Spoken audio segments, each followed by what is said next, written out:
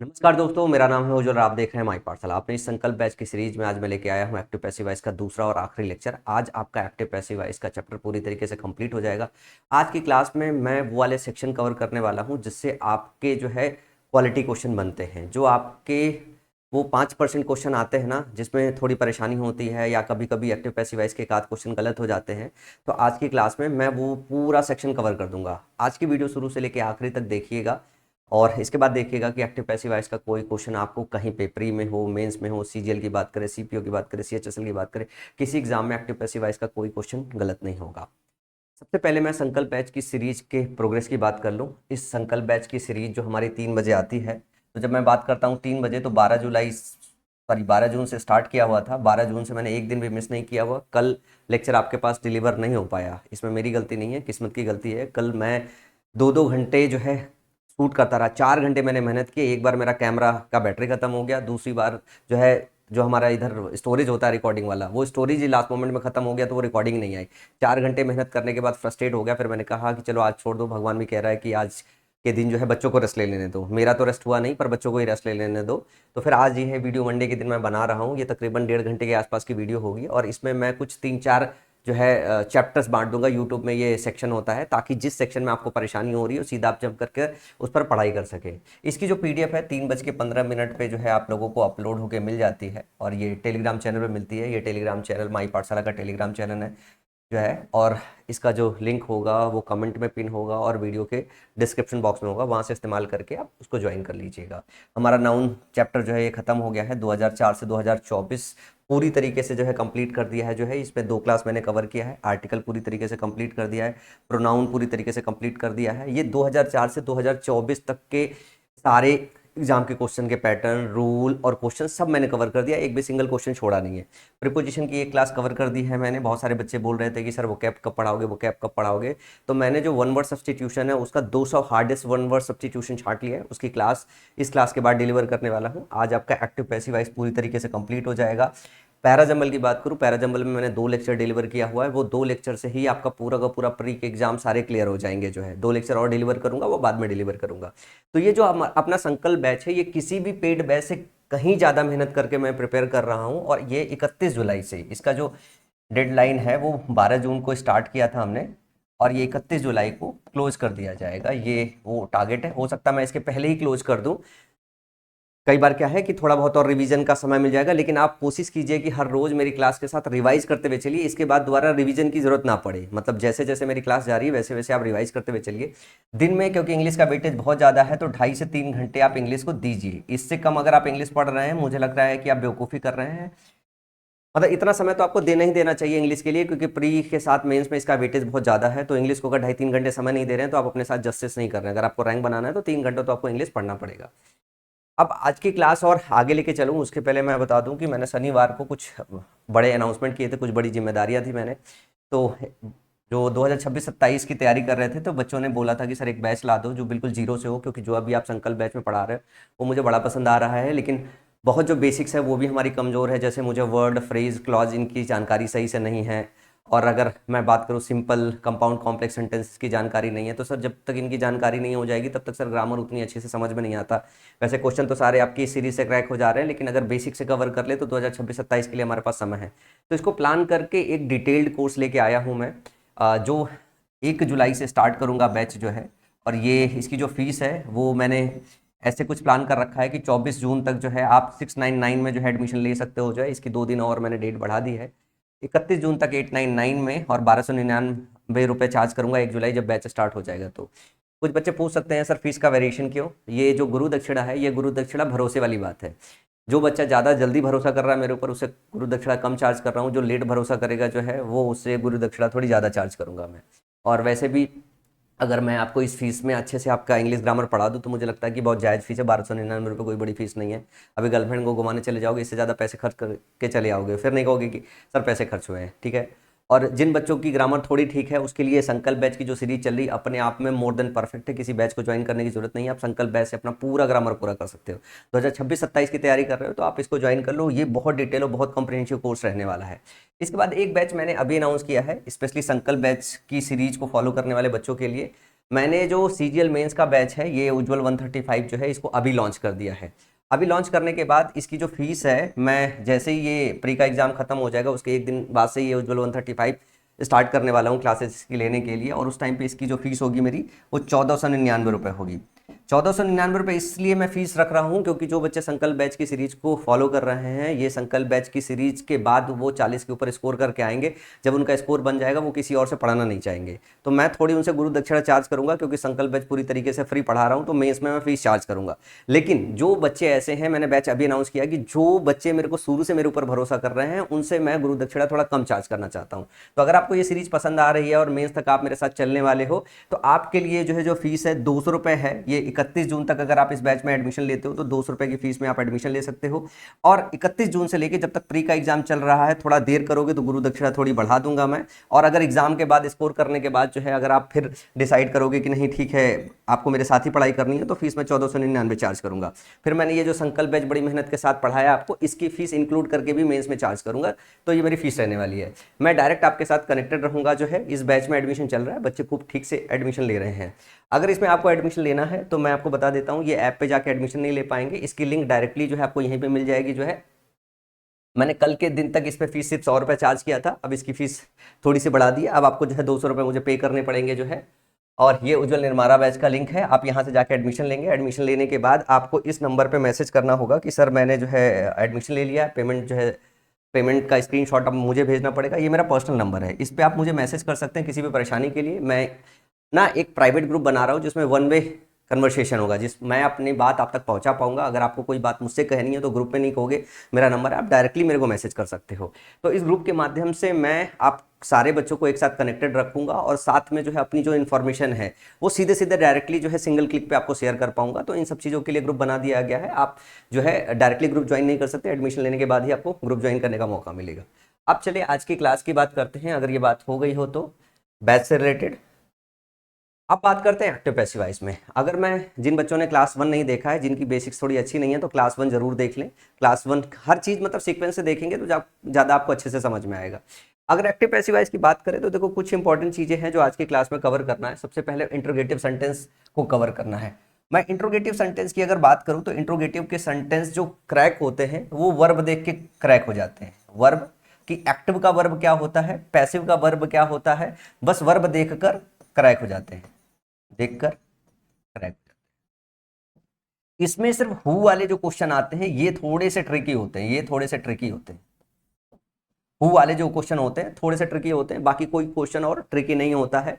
इसका मतलब यह है कि अगर इंट्रोगेटिव सेंटेंस के जो आपके एक्टिव वॉइस के हैं वो पैसिव वॉइस में कन्वर्ट करने के लिए अगर आपको कुछ सीखना है तो क्लास नंबर जो 1 है, जिसमें मैंने एक्टिव का वर्ब क्या होता है और पैसिव का वर्ब कैसे चेंज करते हैं वो जो सिखाया है, अगर वो सीख के आए हो तो ये जो टाइप है इंट्रोगेटिव सेंटेंस वाला टाइप है, सारे के सारे क्वेश्चन जो है आसानी से क्रैक हो जाएंगे। और बहुत सारे क्वेश्चन पूछे जाते हैं इस पे। आज की क्लास में मैंने प्रीवियस ईयर के 2004 से लेके 2020 से लेके 2024 तक के सारे क्वेश्चन ले रखे हैं। तो ये आज की क्लास में अपन चर्चा करने वाले। इसके बाद अगर हम मॉडल की बात करें तो कल मॉडल हमने बात कर ली कि मॉडल के साथ हम modal plus be plus verb की थर्ड फॉर्म लगाते हैं, ऐसे चेंज करते हैं। उसमें आज हम डिस्कस करेंगे थोड़ा हैज टू हैव टू का डिस्कशन करेंगे, थोड़ा इन्फिनिटी का डिस्कशन करेंगे कि टू प्लस V1 को कैसे चेंज करते हैं। इसको चेंज करते हैं to plus be plus V3 में। इसी तरीके से हैज टू हैव टू के साथ जो है बी लगाते हैं प्लस वर्ब की थर्ड, हैज टू बी और have to be plus verb की थर्ड फॉर्म में चेंज करते हैं। इसमें मॉडल जब हैव प्लस V3 आता है तो बीन इसके साथ और इंट्रोड्यूस करते हैं। जहां जहां पे आप हैव और हैव डालते हो वहां पे उसके साथ बीन आते हैं। तो इस तरीके से ये जो है ये बहुत आसान होता है, क्वेश्चन ज़्यादा डिफिकल्ट नहीं होता। इसमें एक थोड़ा सा डिफिकल्ट होता है जब जिरंड आ जाता है। अगर जिरंड फ्रेज मेंशन हो, जब जिरंड फ्रेज को अगर करना हो तो हम जिरंड के साथ बीइंग का इस्तेमाल करते हैं, जिरंड के साथ हम बीइंग का इस्तेमाल करते हैं। तो ये जो है ना बीइंग जब इस्तेमाल करना चालू करते हैं तो वहां पे थोड़ा सा कंफ्यूजन होता है। तो ये एक चीज है जो आज की क्लास में अपने को सीखना है।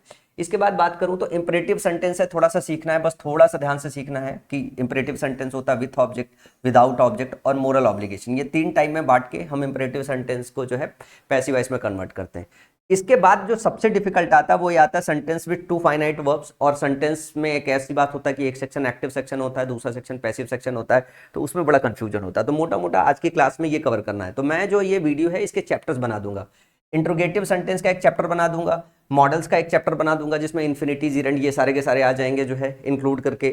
और एक इंपरेटिव सेंटेंस का चैप्टर बना दूंगा वीडियो के अंदर और एक क्रिटिकल कंसेप्ट का चैप्टर बना दूंगा। तो मान लो किसी को इंटरोगेटिव सेंटेंस आता है, इसके क्वेश्चन वो सीट से सॉल्व करके जो है वीडियो पे समय नहीं देना चाहता है तो मत दे वो समय। इसी तरीके से इसके भी करा दूंगा। अगर इसके भी जो है अगर आपको सीट से क्वेश्चन लग जा रहे हैं तो वीडियो मत देखो, क्योंकि एग्जाम का लास्ट मोमेंट है तो मत देखो। क्योंकि मैं शिक्षक हूं, मैं पढ़ाऊंगा, हो सकता है बच्चा 2026-27 के लिए इस वीडियो को देख रहा हो, तो मैं पूरा वीडियो एक्सप्लेनेशन दूंगा, आप स्किप कर सकते हो, मैं ये कर दूंगा।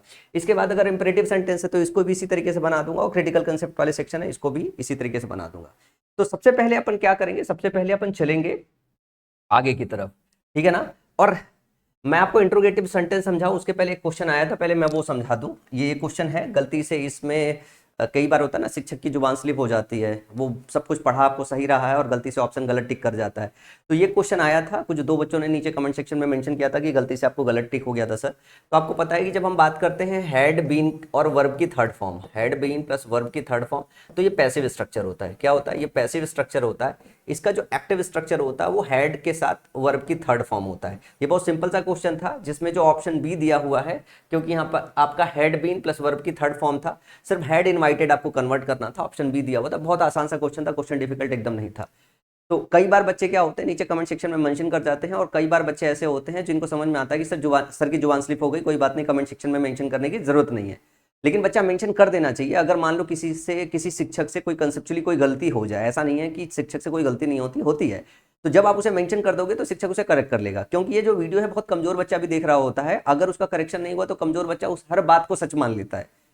लेकिन अगर आप नीचे कमेंट सेक्शन में मेंशन कर दोगे तो अगर अगर टीचर ने सही कर रखा है, आपको डाउट हो रहा है, तो शिक्षक आपको कमेंट सेक्शन में ये बता देगा कि नहीं बच्चा ठीक है, आप गड़बड़ कर रहे हो। अगर उससे टंग स्लिप हो गया है या कोई और एरर हो गया है तो वो करेक्ट कर देगा अगली वीडियो में।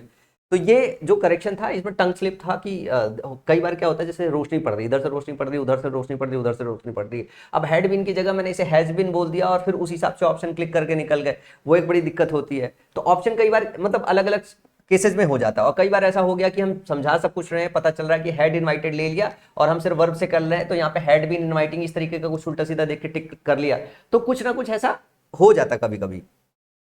अब आगे चलते हैं। जैसे एक ये क्वेश्चन आया था कि Meenakshi could have sent a reply. अच्छा, इस पे आएंगे अपन।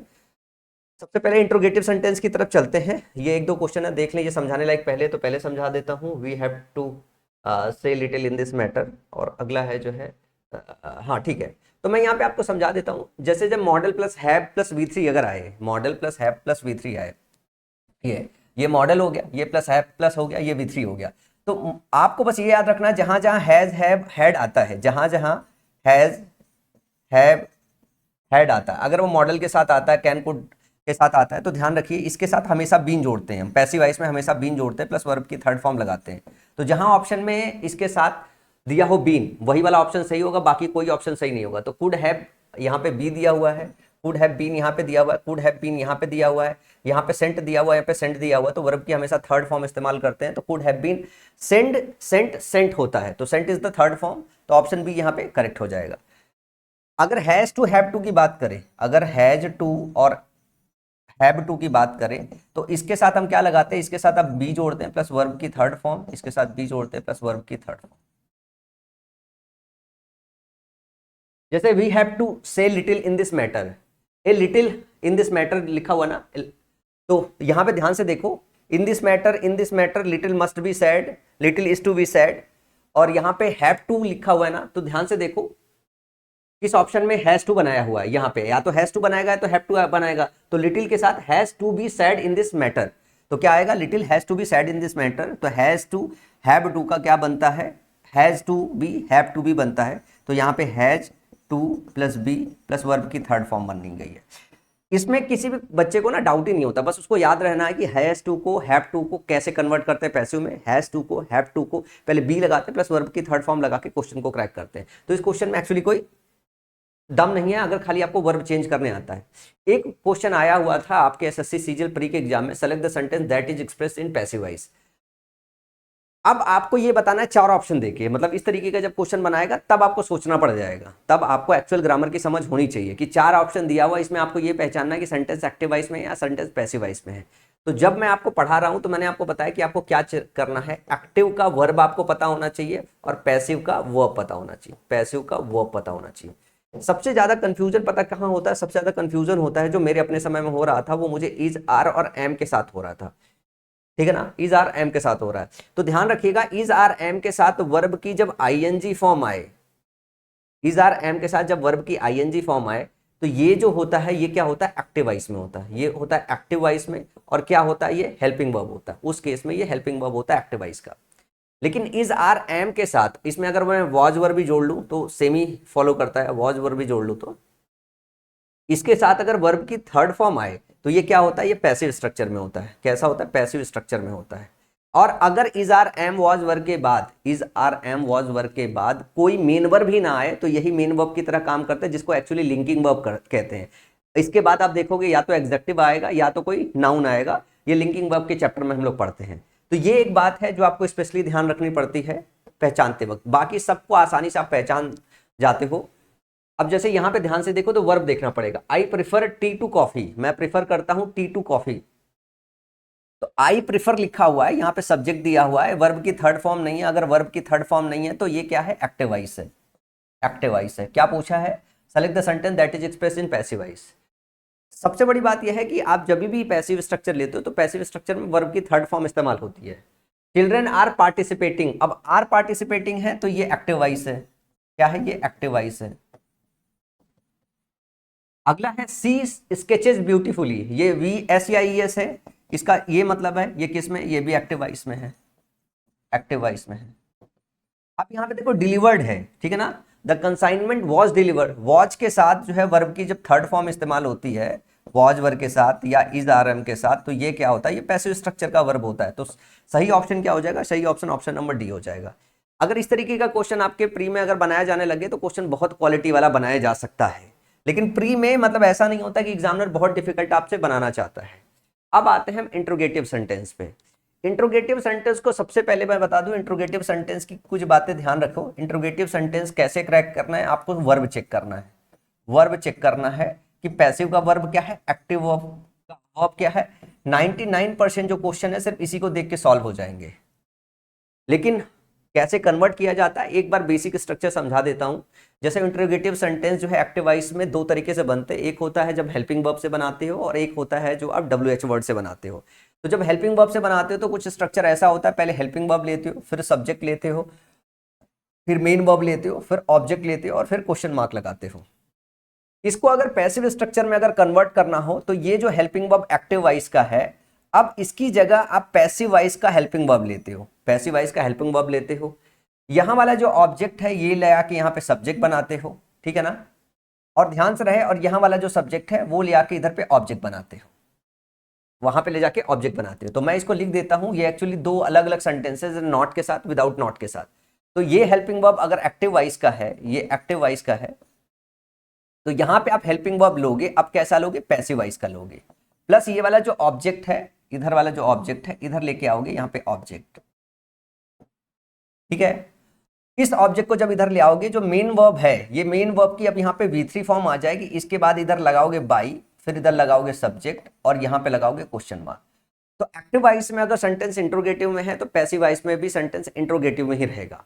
तो एक तो ये होता है। फिर एक ऐसा भी होता है जब आपके साथ नॉट भी आता है, तो जो नॉट आता है वो ध्यान रखना सब्जेक्ट और मेन वर्ब के बीच में आता है। अगर इस तरीके का आपका एक्टिव वॉइस का स्ट्रक्चर आ गया तो पैसिव वॉइस का स्ट्रक्चर कैसे बनेगा? हेल्पिंग वर्ब आएगा, लेकिन ये हेल्पिंग वर्ब किसका आएगा? पैसिव वॉइस का आएगा।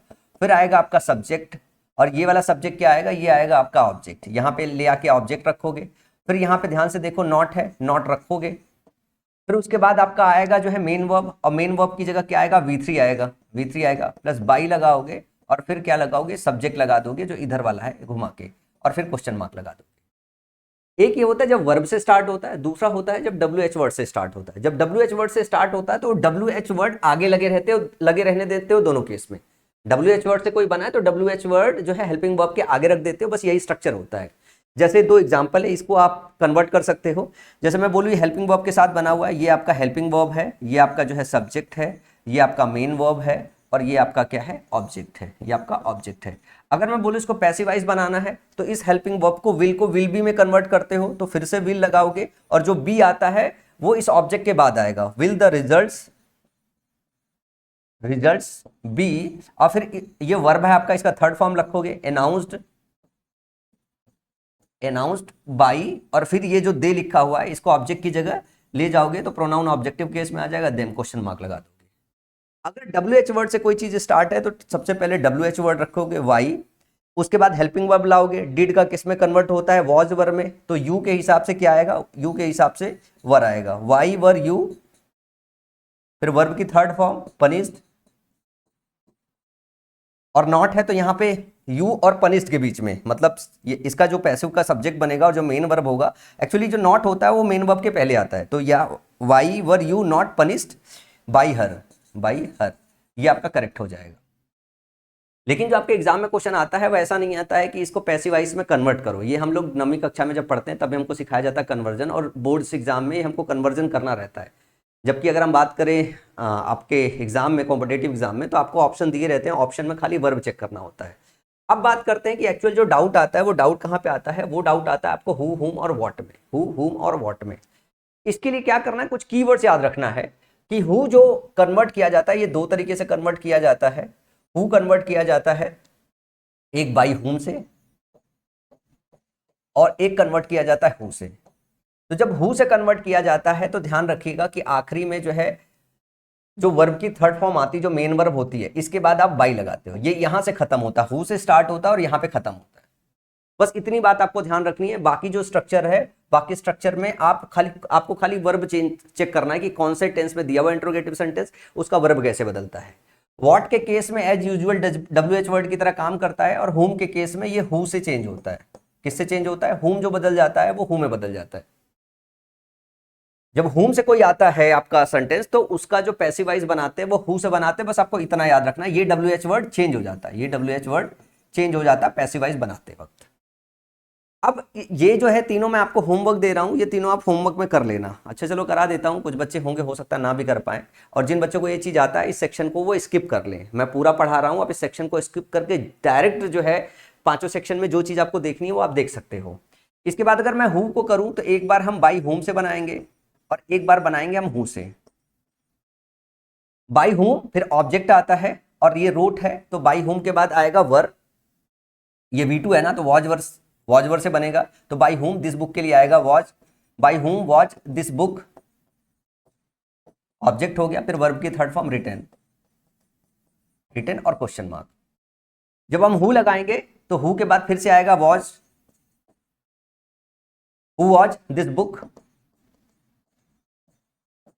Written by, RITTN, written by, ये हो गया वर्ब की थर्ड फॉर्म के बाद बाई एक और लास्ट में आता है। तो बस आपको ये देखना होता है कि हु के साथ लास्ट में मेन वर्ब की थर्ड फॉर्म के साथ बाई लगा होता है। वॉट के केस में वॉट को वॉट ही रहने देते हैं, इसका कोई परिवर्तन नहीं करते हैं। वॉट डिड जो चेंज होगा वॉज वर्ब में चेंज होगा, वॉट डिड ही से, तो यहां पे आएगा what was said by him, what was said by him, question mark. अब जैसे जो वॉट है ना इस सेंटेंस का ऑब्जेक्ट ही होता है, तो यहाँ पे ऑब्जेक्ट लगाने की जरूरत नहीं है, अपने आप में ऑब्जेक्ट की तरह काम करता है। जो वॉट है कि जब भी किसी सेंटेंस के अंदर ऑब्जेक्ट ढूंढना की कोशिश करते हो, या तो वॉट से ढूंढते हो या तो हुम से ढूंढते हो, तो वॉट का जब इस्तेमाल कर रहे हो इसका मतलब वॉट अपने आप में ऑब्जेक्ट है। तो जब वॉट आप स्टार्ट में लगा रहे हो ना, तो यहाँ पे ऑब्जेक्ट नहीं ढूंढना है आपको, ये अपने आप में ही ऑब्जेक्ट है जो यहाँ पे सब्जेक्ट बना है। तो what was said by him is the right one. फिर हुम से बात करें तो हुम को किस में कन्वर्ट कर देते हैं, बस हु में कन्वर्ट कर देते हैं। तो whom did you invited, who invited। अब जैसे whom आप देख रहे हो, ठीक है ना, तो ये whom क्या है, whom भी आपका ऑब्जेक्ट होता है, तो इसको सब्जेक्ट के प्लेस में जब रखोगे तो इसका सब्जेक्टिव केस रखोगे, क्योंकि ये आएगा पैसिव वॉइस का सब्जेक्ट बनने के लिए। तो जब ये पैसिव वॉइस का सब्जेक्ट बनेगा तो इसका सब्जेक्टिव केस रखोगे। अब ये हो गया आपका जो है इसका सब्जेक्ट के बाद डिड का किसके में चेंज होता है, वॉज वर में चेंज होता है। तो हु वर यू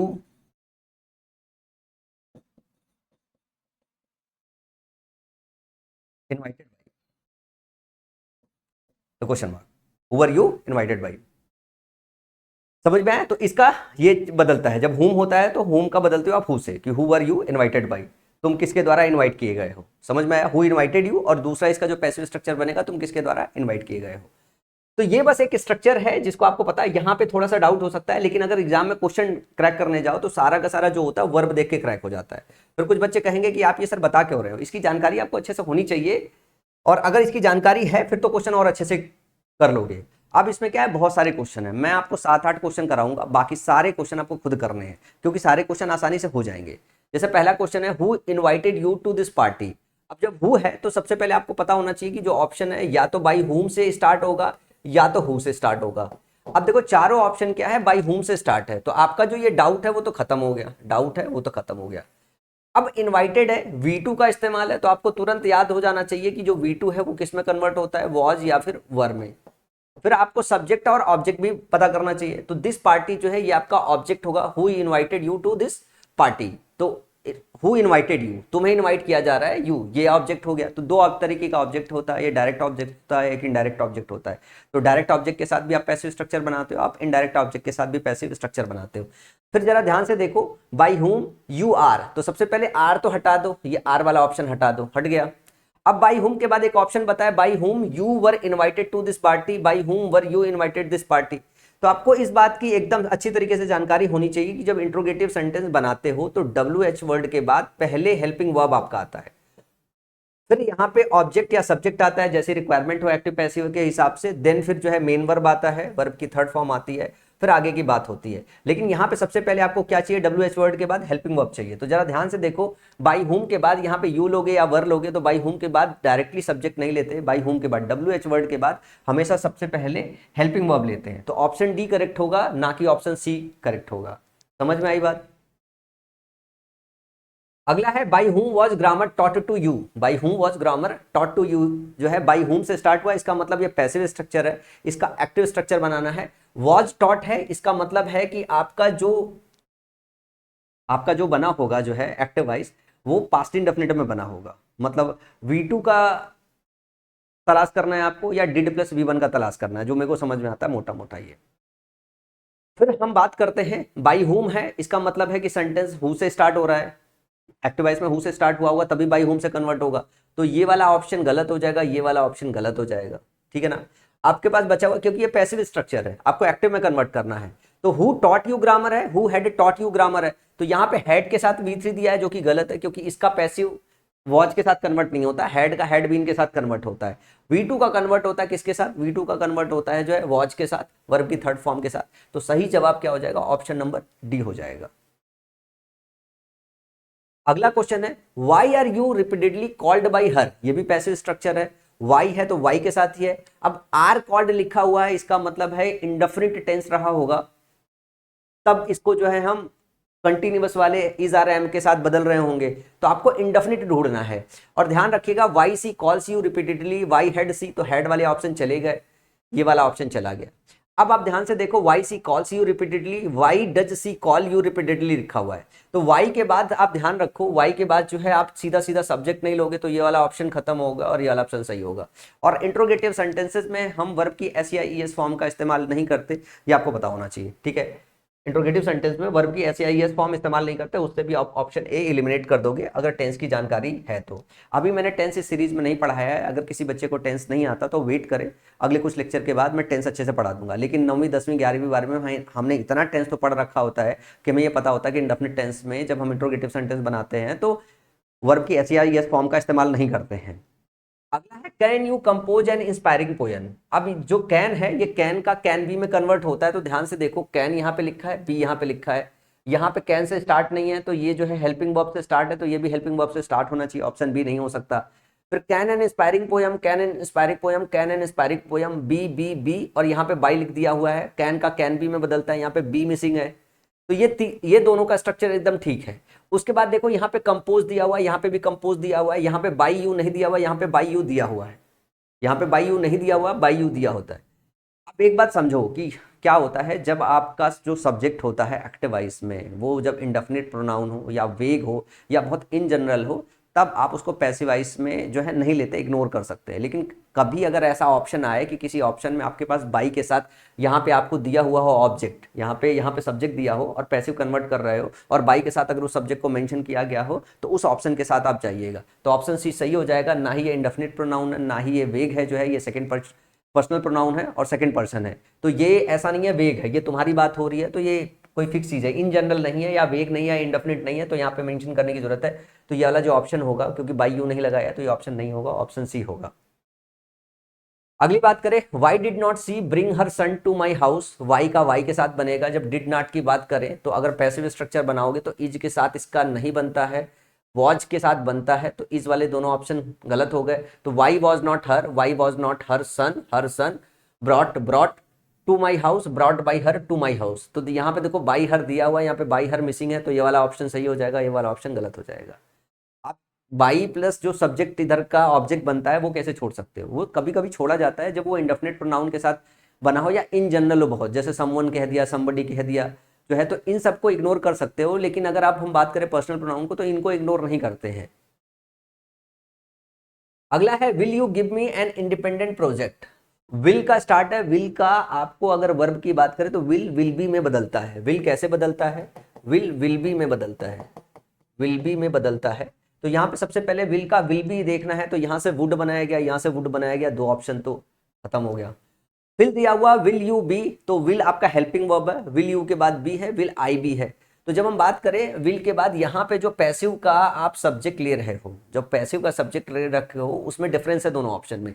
तो आपको यहाँ पे देना यू जो है ये यहाँ का सब्जेक्ट था और ये जो है यहाँ का ऑब्जेक्ट था, तो ये ऑब्जेक्ट सब्जेक्ट बनेगा, तो ये ऑप्शन सही हो जाएगा, ये ऑप्शन गलत हो जाएगा। समझ में आई बात? क्लास वन जिसने नहीं देखा है, क्लास वन अच्छे से देख ली। क्लास वन में मैंने प्रॉपरली एकदम एक्सप्लेन किया है कि कौन सा वर्ब कैसे चेंज हो रहा है। अगला है have they broken the car, तो हैव का हैव बीन या हैज बीन लेता है। अब दे यहाँ पे सब्जेक्ट है, जरा ध्यान से देखना, दे यहाँ पे सब्जेक्ट है, कार जो है यहाँ पे ऑब्जेक्ट है, ये ऑब्जेक्ट बनेगा जाके पैसिव का सब्जेक्ट बनेगा। अब अगर बात करें कार सिंगुलर है तो हैव की जगह जो होगा वो आएगा हैज, और इसके साथ आएगा बीन पैसिव में हैज और बीन आएगा। तो जरा ध्यान से देखो कहाँ कहाँ हैज है, ये हैव का इस्तेमाल है, गलत हो गया। ये हैज का इस्तेमाल है, हैज के साथ द कार का इस्तेमाल है। दे इसका सब्जेक्ट है, पैसिव का सब्जेक्ट द कार होगा, तो ऑप्शन सी सही हो जाएगा, ये वाला ऑप्शन गलत हो जाएगा। अगले क्वेश्चन की तरफ चले। अगला क्वेश्चन है would you repair the bike. Would be में चेंज होता है, वुड हैव में चेंज नहीं होता है। यहाँ पे बी मिसिंग है, यहाँ पे वुड बी है, would the bike, would you. अब यहाँ पे सिर्फ ये देखना है, ये यहाँ का सब्जेक्ट है, यहाँ का सब्जेक्ट नहीं बन सकता, तो ऑप्शन डी सही हो जाएगा। ये यहाँ का सब्जेक्ट है और जो द बाइक है ये यहाँ का क्या है? ऑब्जेक्ट है। ये ऑब्जेक्ट इधर जाके सब्जेक्ट बनेगा, तो ऑप्शन नंबर डी जो है वो सही हो जाएगा। Why was such a letter written by Rupesh, ये पैसिव है, स्ट्रक्चर बनाना है आपको। क्या आपको एक्टिव का स्ट्रक्चर बनाना है। वॉज रिटन दिया हुआ है, इसका मतलब डिड के साथ या तो वी टू के साथ अपनाओगे तो हैज वाला ऑप्शन और इज वाला ऑप्शन गलत हो जाएगा। देखते ही समझ में आ रहा है, सीधा वर्ब ऐसे दिख रहा है डिड हैज इज और डिड, तो ये दो ऑप्शन गलत हो गए। तो why did Rupesh, why did Rupesh, why did Rupesh, did के साथ आप वी टू नहीं लेते हो, डिड के साथ आप वी वन लेते हो, ये गलत हो गया। जब डिड नहीं इस्तेमाल करते हो तब आप वी टू इस्तेमाल करते हो, डिड के साथ आप वी वन लेते हो। ध्यान रखो जब हम पास्ट इंडेफिनिट का इस्तेमाल करते हैं तो डिड के साथ हम वर्ब की फर्स्ट फॉर्म का इस्तेमाल करते हैं। तो ये वाला जो ऑप्शन होगा ये वाला ऑप्शन करेक्ट हो जाएगा। वी टू डायरेक्ट आता है बगैर डिड के। अगला है were these books bought by her yesterday, ये पैसिव स्ट्रक्चर है, वर का पैसिव स्ट्रक्चर है, तो जो वर इस्तेमाल है ये वापस से आपका वी टू में बदलेगा या तो डिड में बदलेगा। यहाँ इज है, ध्यान से देखो, यहाँ पे वी टू है और यहाँ पे क्या है? डिड के साथ इस्तेमाल है। यहाँ WH वर्ड से स्टार्ट कर दिया गया, ये डिड से स्टार्ट है, जरा ध्यान से देखिए, डिड सी बाई और V1 के साथ स्टार्ट है। और आर दीज, ये आर से स्टार्ट है, ये गलत हो गया। तो आपके पास दो ऑप्शन है जो पॉसिबल केस हो सकता है। लेकिन अगर ये हेल्पिंग वर्ब से स्टार्ट हुआ हो, ये हेल्पिंग वर्ब से स्टार्ट हुआ हो, अगर पैसिव स्ट्रक्चर हेल्पिंग वर्ब से स्टार्ट हुआ हो तो एक्टिव स्ट्रक्चर भी हेल्पिंग वर्ब से स्टार्ट होना चाहिए। इसका मतलब ये WH वर्ड अननेसेसरली ला दिया गया है। ऑप्शन सी जो होगा वो आपका करेक्ट हो जाएगा। अगला क्वेश्चन है should he B examined by the doctor, ये पैसिव स्ट्रक्चर है, इसको आपको एक्टिव स्ट्रक्चर में करना है। Should be, should say should be बनता है, तो सबसे पहले शुड वाला ऑप्शन ढूंढो, एक ही ऑप्शन है, बाकी कोई ऑप्शन ही नहीं है शुड वाला ऑप्शन, तो ऑप्शन नंबर डी करेक्ट हो जाएगा। अगला क्वेश्चन है who is looking for a smart advice. देखो हु का अब इस क्वेश्चन में किसी तरह डाउट ही नहीं है, बाई होम के साथ स्टार्ट किया गया है, बाई होम, और इज लुकिंग है, तो इज लुकिंग जो कन्वर्ट होता है इज प्लस वर्ब की आईएनजी फॉर्म, इज के साथ बीइंग या इज का ऑब्जेक्ट जो यहाँ का होगा उस हिसाब से आपको देखना होगा कि इज लगाओगे, आर लगाओगे, एम लगाओगे, लेकिन उसके साथ बीइंग यूज करोगे। तो सबसे पहले आपको देखना है बीइंग कहाँ पे आया हुआ है, बीइंग कहाँ पे आया हुआ है। सारा ऑप्शन देखो ना, यहाँ बीइंग का इस्तेमाल है, ना यहाँ बीइंग का इस्तेमाल है, ना यहाँ बीइंग का इस्तेमाल है, एक जगह इस्तेमाल है ऑप्शन नंबर डी में। Is, are, am, was, were, जब भी इनके साथ एक्टिव वॉइस में वर्ब की थर्ड फॉर्म आए तो पैसिव वॉइस में is, are, am, was, verb के साथ पहले बीइंग लगाते हो प्लस वर्ब की थर्ड फॉर्म लगाते हो। तो करेक्ट स्ट्रक्चर क्या होगा? करेक्ट स्ट्रक्चर होगा ऑप्शन नंबर डी। और इसमें भी खाली आपको बीइंग ढूंढना था कि बीइंग दिया है कि नहीं। एक ही ऑप्शन में बीइंग दिया है तो ऑप्शन डी जो है हम पहुंच जाएंगे।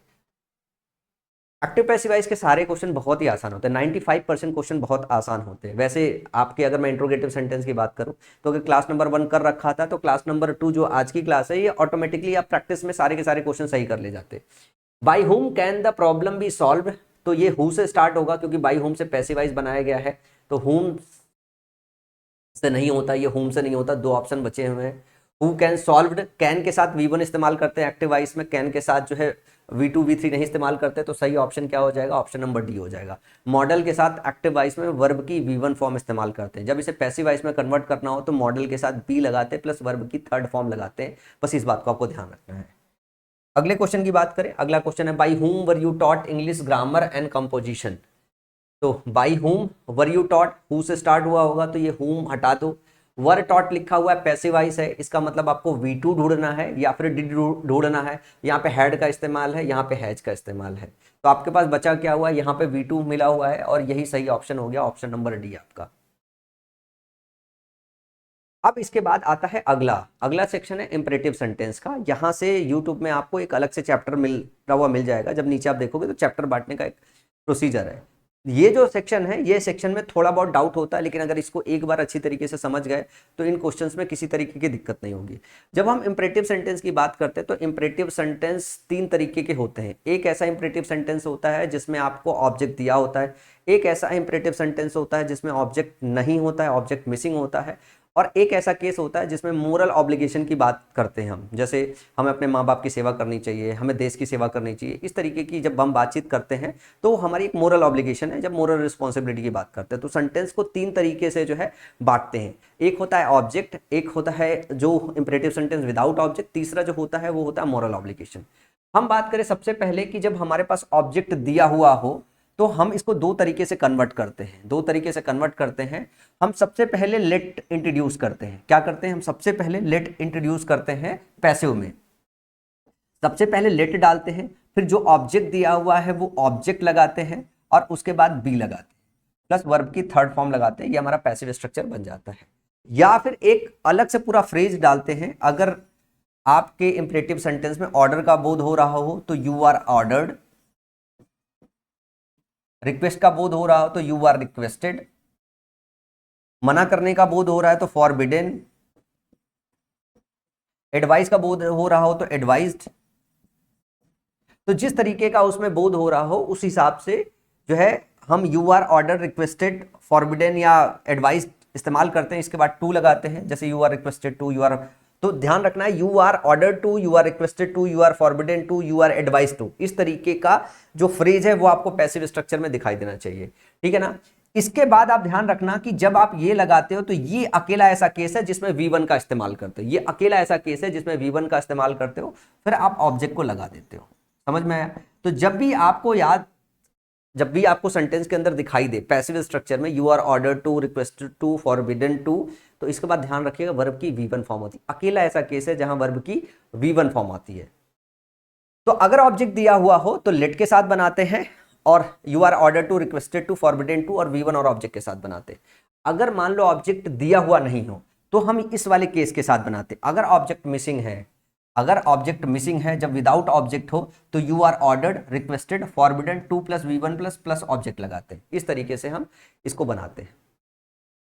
अगर मोरल ऑब्लिगेशन है तो सबसे पहले उसमें ऑब्जेक्ट दिया होता है, किसी को एडवाइस कर रहे होते तो पहले आप ऑब्जेक्ट लाते हो, ऑब्जेक्ट के बाद आप शुड भी डालते हो। क्या डालते हो? शुड डालते हो, शुड भी, तुम्हें ऐसा करना चाहिए, प्लस वर्ब की थर्ड फॉर्म का इस्तेमाल करते हो। अब मैं इसमें एक ट्रिक बताता हूं, जब आप एग्जाम में कुछ चीजें आप ध्यान रख सकते हो। कैसे ध्यान रख सकते हो? नंबर 1 बात याद ध्यान रखो कि सेंटेंस के अंदर जब भी आपको देखोगे तो लेट के साथ आपको बी दिखना चाहिए। बीच में ऑब्जेक्ट आता है, लेट ऑब्जेक्ट बी, और लेट बी के साथ वर्ब की थर्ड फॉर्म होना चाहिए। अगर ये वाला स्ट्रक्चर नहीं दिखा तो कुछ इस तरीके का स्ट्रक्चर दिखना चाहिए, यू आर रिक्वेस्टेड, और टू और प्लस V1 का फॉर्म देने, रिक्वेस्टेड की जगह एडवाइस हो सकता है, फॉरबिडन हो सकता है, ये वाला दिखना चाहिए। या फिर आपको एक तीसरा स्ट्रक्चर दिखना चाहिए, शुड के साथ बी के साथ वर्ब का थर्ड फॉर्म। ये तीन चीजें हैं जो आपको ध्यान रखना है, बस ये तीन कीवर्ड ध्यान रखना है कि इनको आपको ढूंढना है कि ये स्ट्रक्चर हो, ये स्ट्रक्चर मिसिंग ना हो। अगर ये स्ट्रक्चर आप ढूंढने में कामयाब हो जाते हो तो इंपरेटिव सेंटेंस के लगभग सारे क्वेश्चन आपसे क्रैक हो जाते हैं। जैसे प्लीज कम हेयर, कृपया यहां आओ।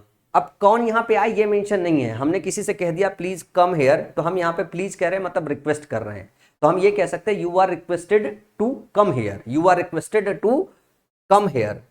फिर मैंने बोला do yoga daily, do what, do yoga, तो हम ये कह सकते हैं लेट, इसको लेट के साथ भी बना सकते हैं, लेट और फिर उसके बाद ऑब्जेक्ट लोगे योगा, लेट द योगा, फिर लगाओगे be done daily, let the yoga be done daily, let the yoga be done daily.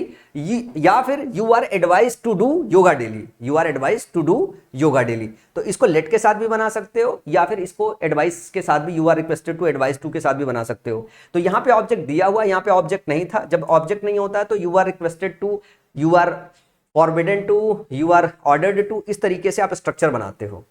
जैसे रिस्पेक्ट पेरेंट्स, माँ बाप की इज्जत करो, इसमें मोरल ऑब्लिगेशन है, तो यहाँ पे क्या क्या कहोगे, यहाँ पे ऐसे बनाओगे पेरेंट्स शुड बी रिस्पेक्टेड। आपने ये ऑब्जेक्ट लिया यहाँ का, तो यहाँ पे क्या ध्यान से देखो, पहले ऑब्जेक्ट आया, ये ऑब्जेक्ट लिया आपने, उसके बाद शुड बी का इस्तेमाल किया, हमने शुड बी का इस्तेमाल किया, और उसके बाद हमने जो वर्ब है उसकी थर्ड फॉर्म लगा दी, तो पेरेंट्स शुड बी रिस्पेक्टेड। इसी तरीके से अगर शट द डोर की बात करें, यहाँ पे ऑब्जेक्ट प्रेजेंट है, इसको लेट के साथ भी बना सकते हो और इसके बाद ऑर्डर के साथ भी बना सकते हो। तो you are ordered to shut the door, let the door be shut. तो जब लेट के साथ बना हो तो ध्यान रखना लेट के साथ बी आप देखते हो और वर्ब की थर्ड फॉर्म देखते हो, और लेट के बाद ऑब्जेक्ट आता है। और यू आर ऑर्डर्ड के साथ हमेशा ध्यान रखना V1 इस्तेमाल होता है, और शुड के साथ शुड बी का इस्तेमाल होता है। बस इतना ही स्ट्रक्चर ध्यान देना है, और इतने ही स्ट्रक्चर अगर आपने अच्छे से ध्यान दे लिया तो आपके सारे क्वेश्चन आसानी से क्रैक हो जाएंगे। तो ये रहे आपके 2004 से लेके, सॉरी 2020 से लेके 2024 तक के सारे क्वेश्चन। मतलब हमने एक्टिव पैसिव वॉइस के 2004 से क्वेश्चन नहीं लिए, क्योंकि 95% क्वेश्चन तो वर्ब देख के लग जाते हैं, वो आप कहीं से भी लगा सकते हो। अगर आप पिछले 4-5 साल के एक्टिव पैसिव वॉइस के क्वेश्चन लगा लो तो भी काम हो जाएगा जो है। जैसे मेरी इंग्लिश ग्रामर की किताब है, अगर क्वालिटी क्वेश्चन लगाना है तो इस इंग्लिश ग्रामर की किताब में मैं बताऊं, मैंने तकरीबन कितना 200 से ज़्यादा, अगर मैं इसको देखूं पिछले सालों के जो है 186 क्वेश्चन है, इसमें सबसे क्वालिटी क्वेश्चन है एक्टिव पैसिव वॉइस के, जो है लगाने में थोड़ी बहुत फर्रियां भी उड़ सकती है। और ये ऐसे क्वेश्चन नहीं है कि कोई और के हैं, ये सारे प्रीवियस ईयर के क्वेश्चन है जो अलाइंड है, जो इसमें डाले गए हैं। इनको आप सॉल्व कर सकते हो आप चाहो तो, जिनके पास मेरी इंग्लिश ग्रामर की किताब हो, इस क्लास के बाद जो है आप पूरा सॉल्व करना। और अगर थोड़ा डिटेल्ड में इनके एक्सप्लेनेशन में जाना है तो मेरी किताब में थोड़ा और डिटेल्ड में एक्सप्लेनेशन है हर एक्टिव पैसिव वॉइस का, और मेरी क्लास के बाद आपको सब कुछ अच्छे से मेरी किताब से भी समझ में आ जाएगा। अब जैसे लिखा है क्लोज द कर्टेन्स, हम कर्टेन को क्लोज करने की बात कर रहे हैं, तो let the curtains be close हम ऐसे भी बना सकते हैं, you are requested to close the curtain हम ऐसे भी बना सकते हैं। अब देखो लेट के साथ दिया है तो let the curtains be closed, तो लेट बी का आपको इस्तेमाल करना है। तो देखो लेट बी का यहाँ पे भी इस्तेमाल है, लेट बी का यहाँ पे भी इस्तेमाल है, और यहाँ पे क्लोज्ड है और यहाँ पे क्लोज है, तो लेट बी के साथ वर्ब की थर्ड फॉर्म आती है, तो ये वाला ऑप्शन सही है, ये वाला ऑप्शन सही है। अब क्या होता है जब आप बात करें इंपरेटिव सेंटेंस की, तो ये सारे के सारे ऐसे हैं जब भी आपको दिखाई देना तो इनको तो आपको सीधे कन्वर्ट करने आना चाहिए जुबान पे। जैसे मैंने बोला ना कि close the curtain, let the curtains be close, you are order to close the curtain, तो ये जुबान पे इतनी तेज होनी चाहिए। मतलब एक्टिव पैसिव वॉइस है यार, ये ज्यादा डिफिकल्ट टॉपिक होता भी नहीं ना, मतलब इसमें क्या ही है। Do not let Dylan fool you, do not let Dylan fool you. अच्छा इसका एक केस और रह गया, अगर ये डोंट के साथ अगर आता है गलती से, मतलब अगर ये आता है कि डू नॉट के साथ आता है, तो डू नॉट के बाद हम बी लगाते हैं, डोंट बी करके लगाते हैं, तो डोंट बी वाला ऑप्शन अगर डोंट के साथ अगर बनता है, नेगेटिव सेंटेंस अगर बनता है कि डोंट बी आप मना कर रहे हो, तो डोंट के साथ अगर बनता है तो इसको डू नॉट बी लगाते हैं, डू नॉट बी के साथ पैसिव स्ट्रक्चर बनाते हैं, डोंट को डोंट बी में कन्वर्ट करते हैं। मैं लिख देता हूं, इसको ध्यान रखिएगा, डू नॉट को डू नॉट बी में कन्वर्ट करते हैं। तो ये ऑप्शन देखना कहाँ डू नॉट बी दिया हुआ है, तो यहाँ पे डू नॉट बी दिया हुआ है, और यह डू नॉट बी दिया है, do not be fooled by Dylan, do not be fooled by Dylan, do not have been fooled by, तो ये वाला ऑप्शन तो गलत हो जाएगा। अब बात ये आता है जब डोंट बी आप बनाते हो तो वर्ब की थर्ड फॉर्म लेते हो या फर्स्ट फॉर्म लेते हो, तो वर्ब की थर्ड फॉर्म लेते हो, तो वर्ब की थर्ड फॉर्म लोगे तो कौन सा ऑप्शन सही होगा, ऑप्शन ए सही हो जाएगा, ऑप्शन सी नहीं सही होगा। तो do not be fooled by नहीं, don't be fooled by Dylan होगा।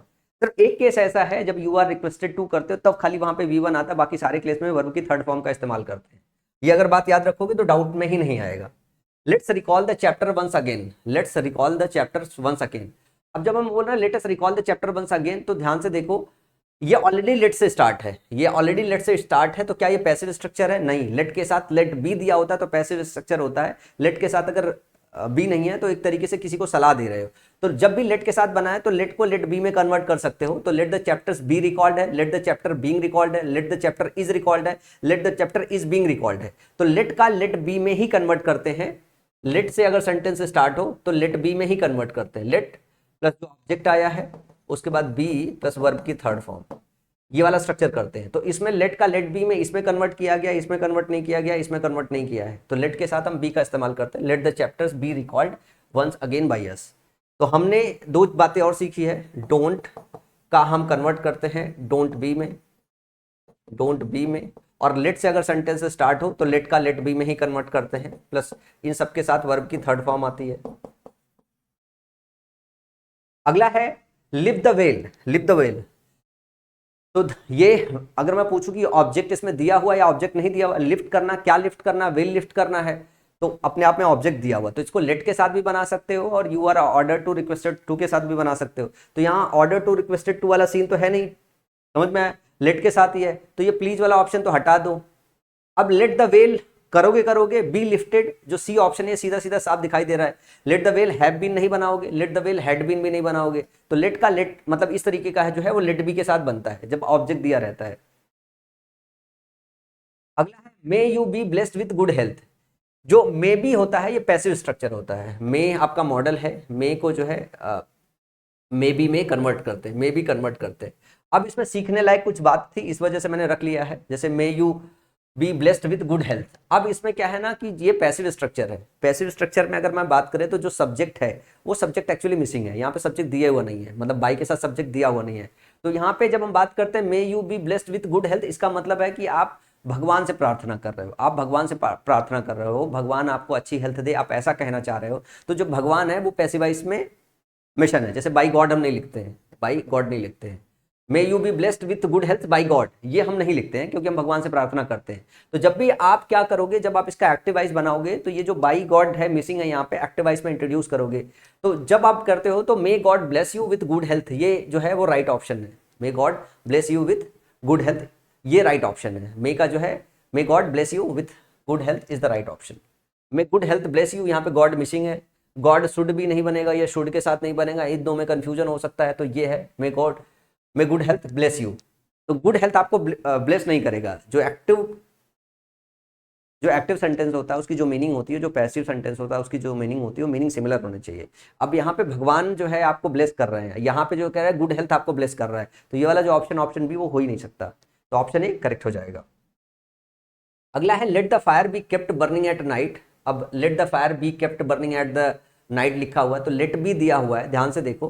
तो इसको आप लेट का लेट बी में कन्वर्ट होता है, या फिर आप ध्यान से देखो कि वर्ब प्लस ऑब्जेक्ट का फॉर्म दिया हो जो है इंपरेटिव सेंटेंस में, तब आप इसको कन्वर्ट करते हो। तो जो आपके पास ऑप्शन है जरा ध्यान से देखो, keep the fire burning at night लिखा है, let the fire burning at night लिखा हुआ है, the fire should be burned at night लिखा हुआ है, you must burn the fire at night लिखा हुआ है। तो ध्यान से देखो, late the fire be kept burning at night है। तो जो आपका वर्ब है ध्यान से देखो क्या है, यही आपका मेन वर्ब है, यही आपका मेन वर्ब है। तो केप्ट बर्निंग एट नाइट लिखा हुआ है। तो जो केप्ट है ना, ये एक्चुअली कीप जो होगा आपका, ये आपका बना रहेगा। जो मेन वर्ब है वो ऐसा नहीं कि आप मेन वर्ब ही हटा दो। तो यहाँ पे late the fire burning at night, यहाँ तो आपका कीप ही हटा दिया गया, लेट से बनाया गया है। यहाँ पे शुड भी लगा दिया गया, यहाँ पे मस्ट लगा दिया है, ये दोनों सही नहीं होगा। या तो ये होगा कि आप वर्ब से स्टार्ट करोगे, keep the fire burning at night, तो सही ऑप्शन होगा डी होगा, ना कि लेट वाला होगा, क्योंकि यहाँ पे जो आपका कीप मेन वर्ब है ना, यही हटा दिया गया। Let the fire burning at midnight, रात को बढ़ने दो, बरने तो नहीं बोल रहा ना। Let the fire be kept मतलब keep the fire burning at midnight, आपको बर्न बनाए रखना है, मेंटेन करना है। तो ये जो कीप है ना, ये इस वाले में मिसिंग है। तो जो सही ऑप्शन होगा ऑप्शन डी होगा, ना कि ऑप्शन सी होगा। ध्यान रखना है कि ऐसा कई बार होता है कि आपके जो एक्टिव वॉइस में या पैसिव वॉइस में कुछ शब्द होते हैं उसको ओमिट कर दिया जाता है। यहाँ तो मेन वर्ब भी ओमिट कर दिया गया जिससे इसको पैसिव बनाया गया है। अगर ये एक्टिव वॉइस में नहीं है तो इसे पैसिव वॉइस कैसे बना दिया जा सकता है? तो आपको मतलब इधर से उधर, उधर से इधर, दोनों साइड देखने आना चाहिए, दोनों साइड अच्छी तरीके से देखने आना चाहिए। अगला है Y did not your father accompany you. अब ये इंट्रोगेटिव सेंटेंस है और यहाँ पे रखा है मैंने, तो कुछ तो रीजन होगा। अच्छा, ऑप्शन देखते हैं। डिड नॉट, ये इंट्रोगेटिव सेंटेंस है, डिड नॉट से बना हुआ है। इसका मतलब है कि आपका जो पैसिव स्ट्रक्चर बनेगा वो वाज और वर से बनेगा। तो वाज वर के अलावा जितने भी ऑप्शन हो आप उसे हटा दो, ये वाला ऑप्शन हटा दो, ये वाला ऑप्शन हटा दो। पैसिव, क्योंकि एक्टिव स्ट्रक्चर है, पैसिव स्ट्रक्चर बनाना है, दो ऑप्शन हट गया। Y was not your father, why were you not accompanied by your father. तो यहाँ पे योर फादर accompany यू दिया हुआ है, Y was not your father accompanied by you दिया हुआ है। तो ध्यान से देखो, Y did not your father accompany you. तो ये जो है ना कि तुम्हारे पिता ने तुम्हें क्यों accompany नहीं किया, साथ नहीं दिया, जो है साथ में नहीं लिया, तो यू जो है यहाँ का ऑब्जेक्ट है। और Y did not your father, ये जो योर फादर है ये सब्जेक्ट है, यहाँ पे ये सब्जेक्ट। तो सब्जेक्ट बनेगा ऑब्जेक्ट, ठीक है ना, और यू जो बनेगा इधर पे। तो सही ऑप्शन क्या हो जाएगा, अपने पास दो ऑप्शन है। Why were you not accompanied by your father is the right option, option A सही हो जाएगा। क्योंकि आपको इसको क्या करना पड़ेगा, इसको इधर का जो है ऑब्जेक्ट बनाना पड़ेगा, इसको इधर का सब्जेक्ट बनाना पड़ेगा। तो सही ऑप्शन ऑप्शन ए हो जाएगा, ये वाला ऑप्शन भी गलत हो जाएगा। यहाँ पे ऑब्जेक्ट और सब्जेक्ट को पहचानने का एक सीन था कि कौन सा ऑब्जेक्ट है कौन सा सब्जेक्ट है। एक्सेस डिनाइड, एक्सेस को डिनाई कर दिया गया है। What denied, access denied. तो एक तो ऑप्शन दिया हुआ let the access be denied, option 1 है। Let it be known that access will be denied, ये अननेसेसरी लंबा चौड़ा बना दिया गया। Let it be known that access will be denied. Access has been denied नहीं होगा, इज बीइंग डिनाइड भी नहीं होगा, let the access be denied, ठीक है ना। तो एक्सेस डिनाई कर दिया, let the access be denied, let the access be denied, access मना करने दिया जाए, तो ऑप्शन ही करेक्ट हो जाएगा। Let the book be read by me, ठीक है। तो let me read this, let me read the book is the right one option है। यहाँ पे हैड दिया हुआ है, यहाँ पे हैव दिया हुआ है, यहाँ पे जबरदस्ती लेट के साथ प्लीज लगाया गया है। तीन के तीन ऑप्शन गलत है। Let me read the book, let the book be read by me, तो ऑप्शन ही करेक्ट हो जाएगा। बहुत आसान सा CHSL 2023 का क्वेश्चन है।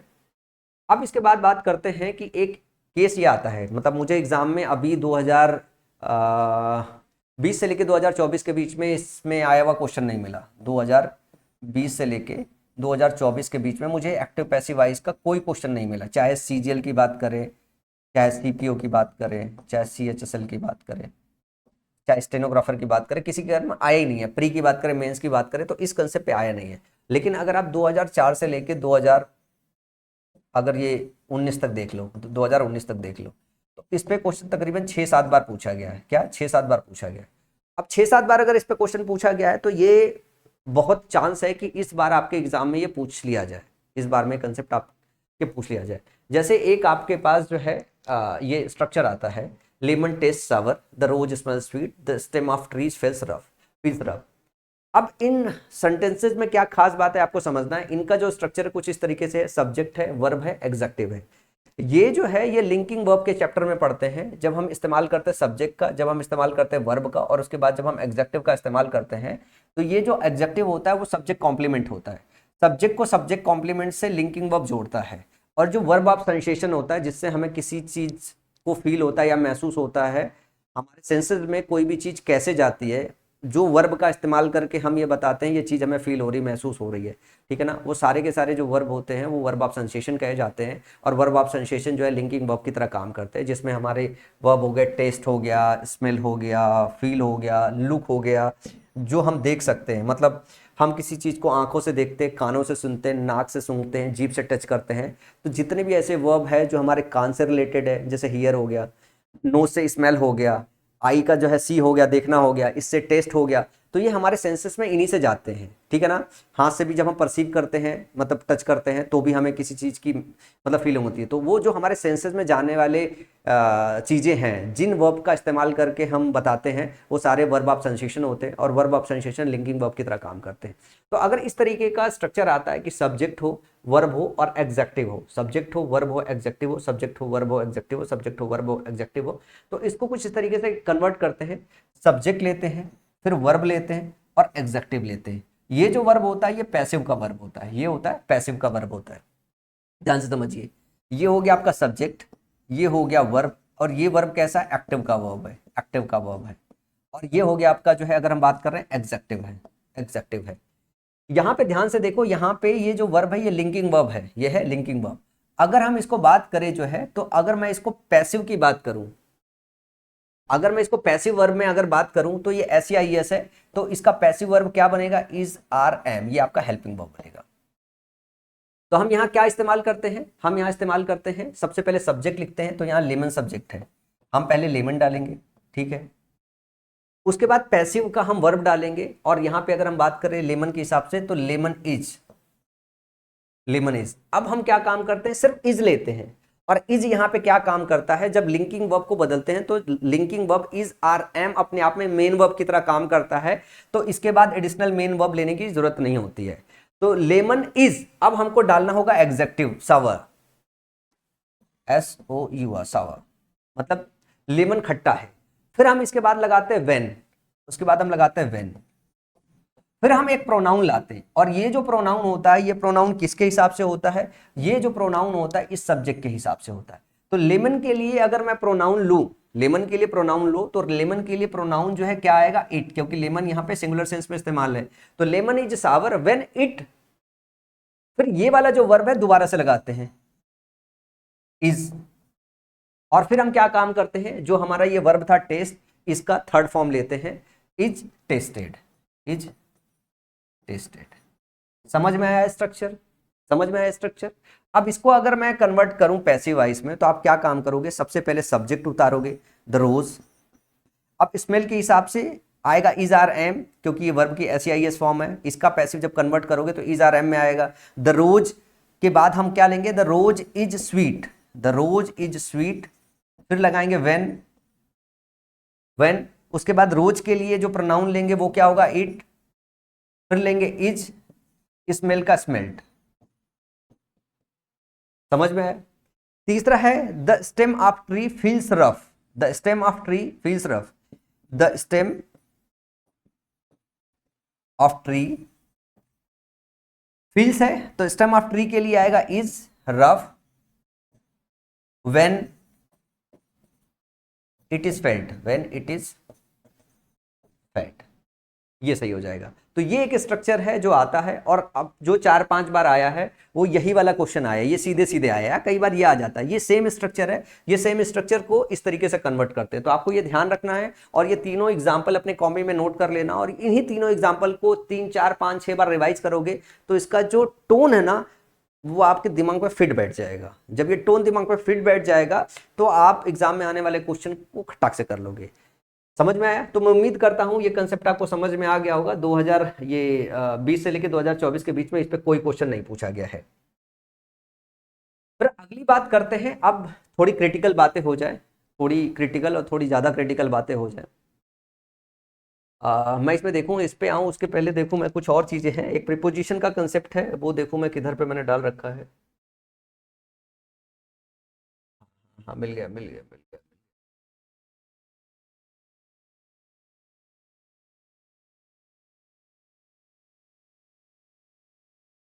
इसके बाद सारा बहुत डिफिकल्ट सेक्शन स्टार्ट होने वाला है, तो मैं चाहता हूँ उसके पहले मैं कुछ theory कर दूं।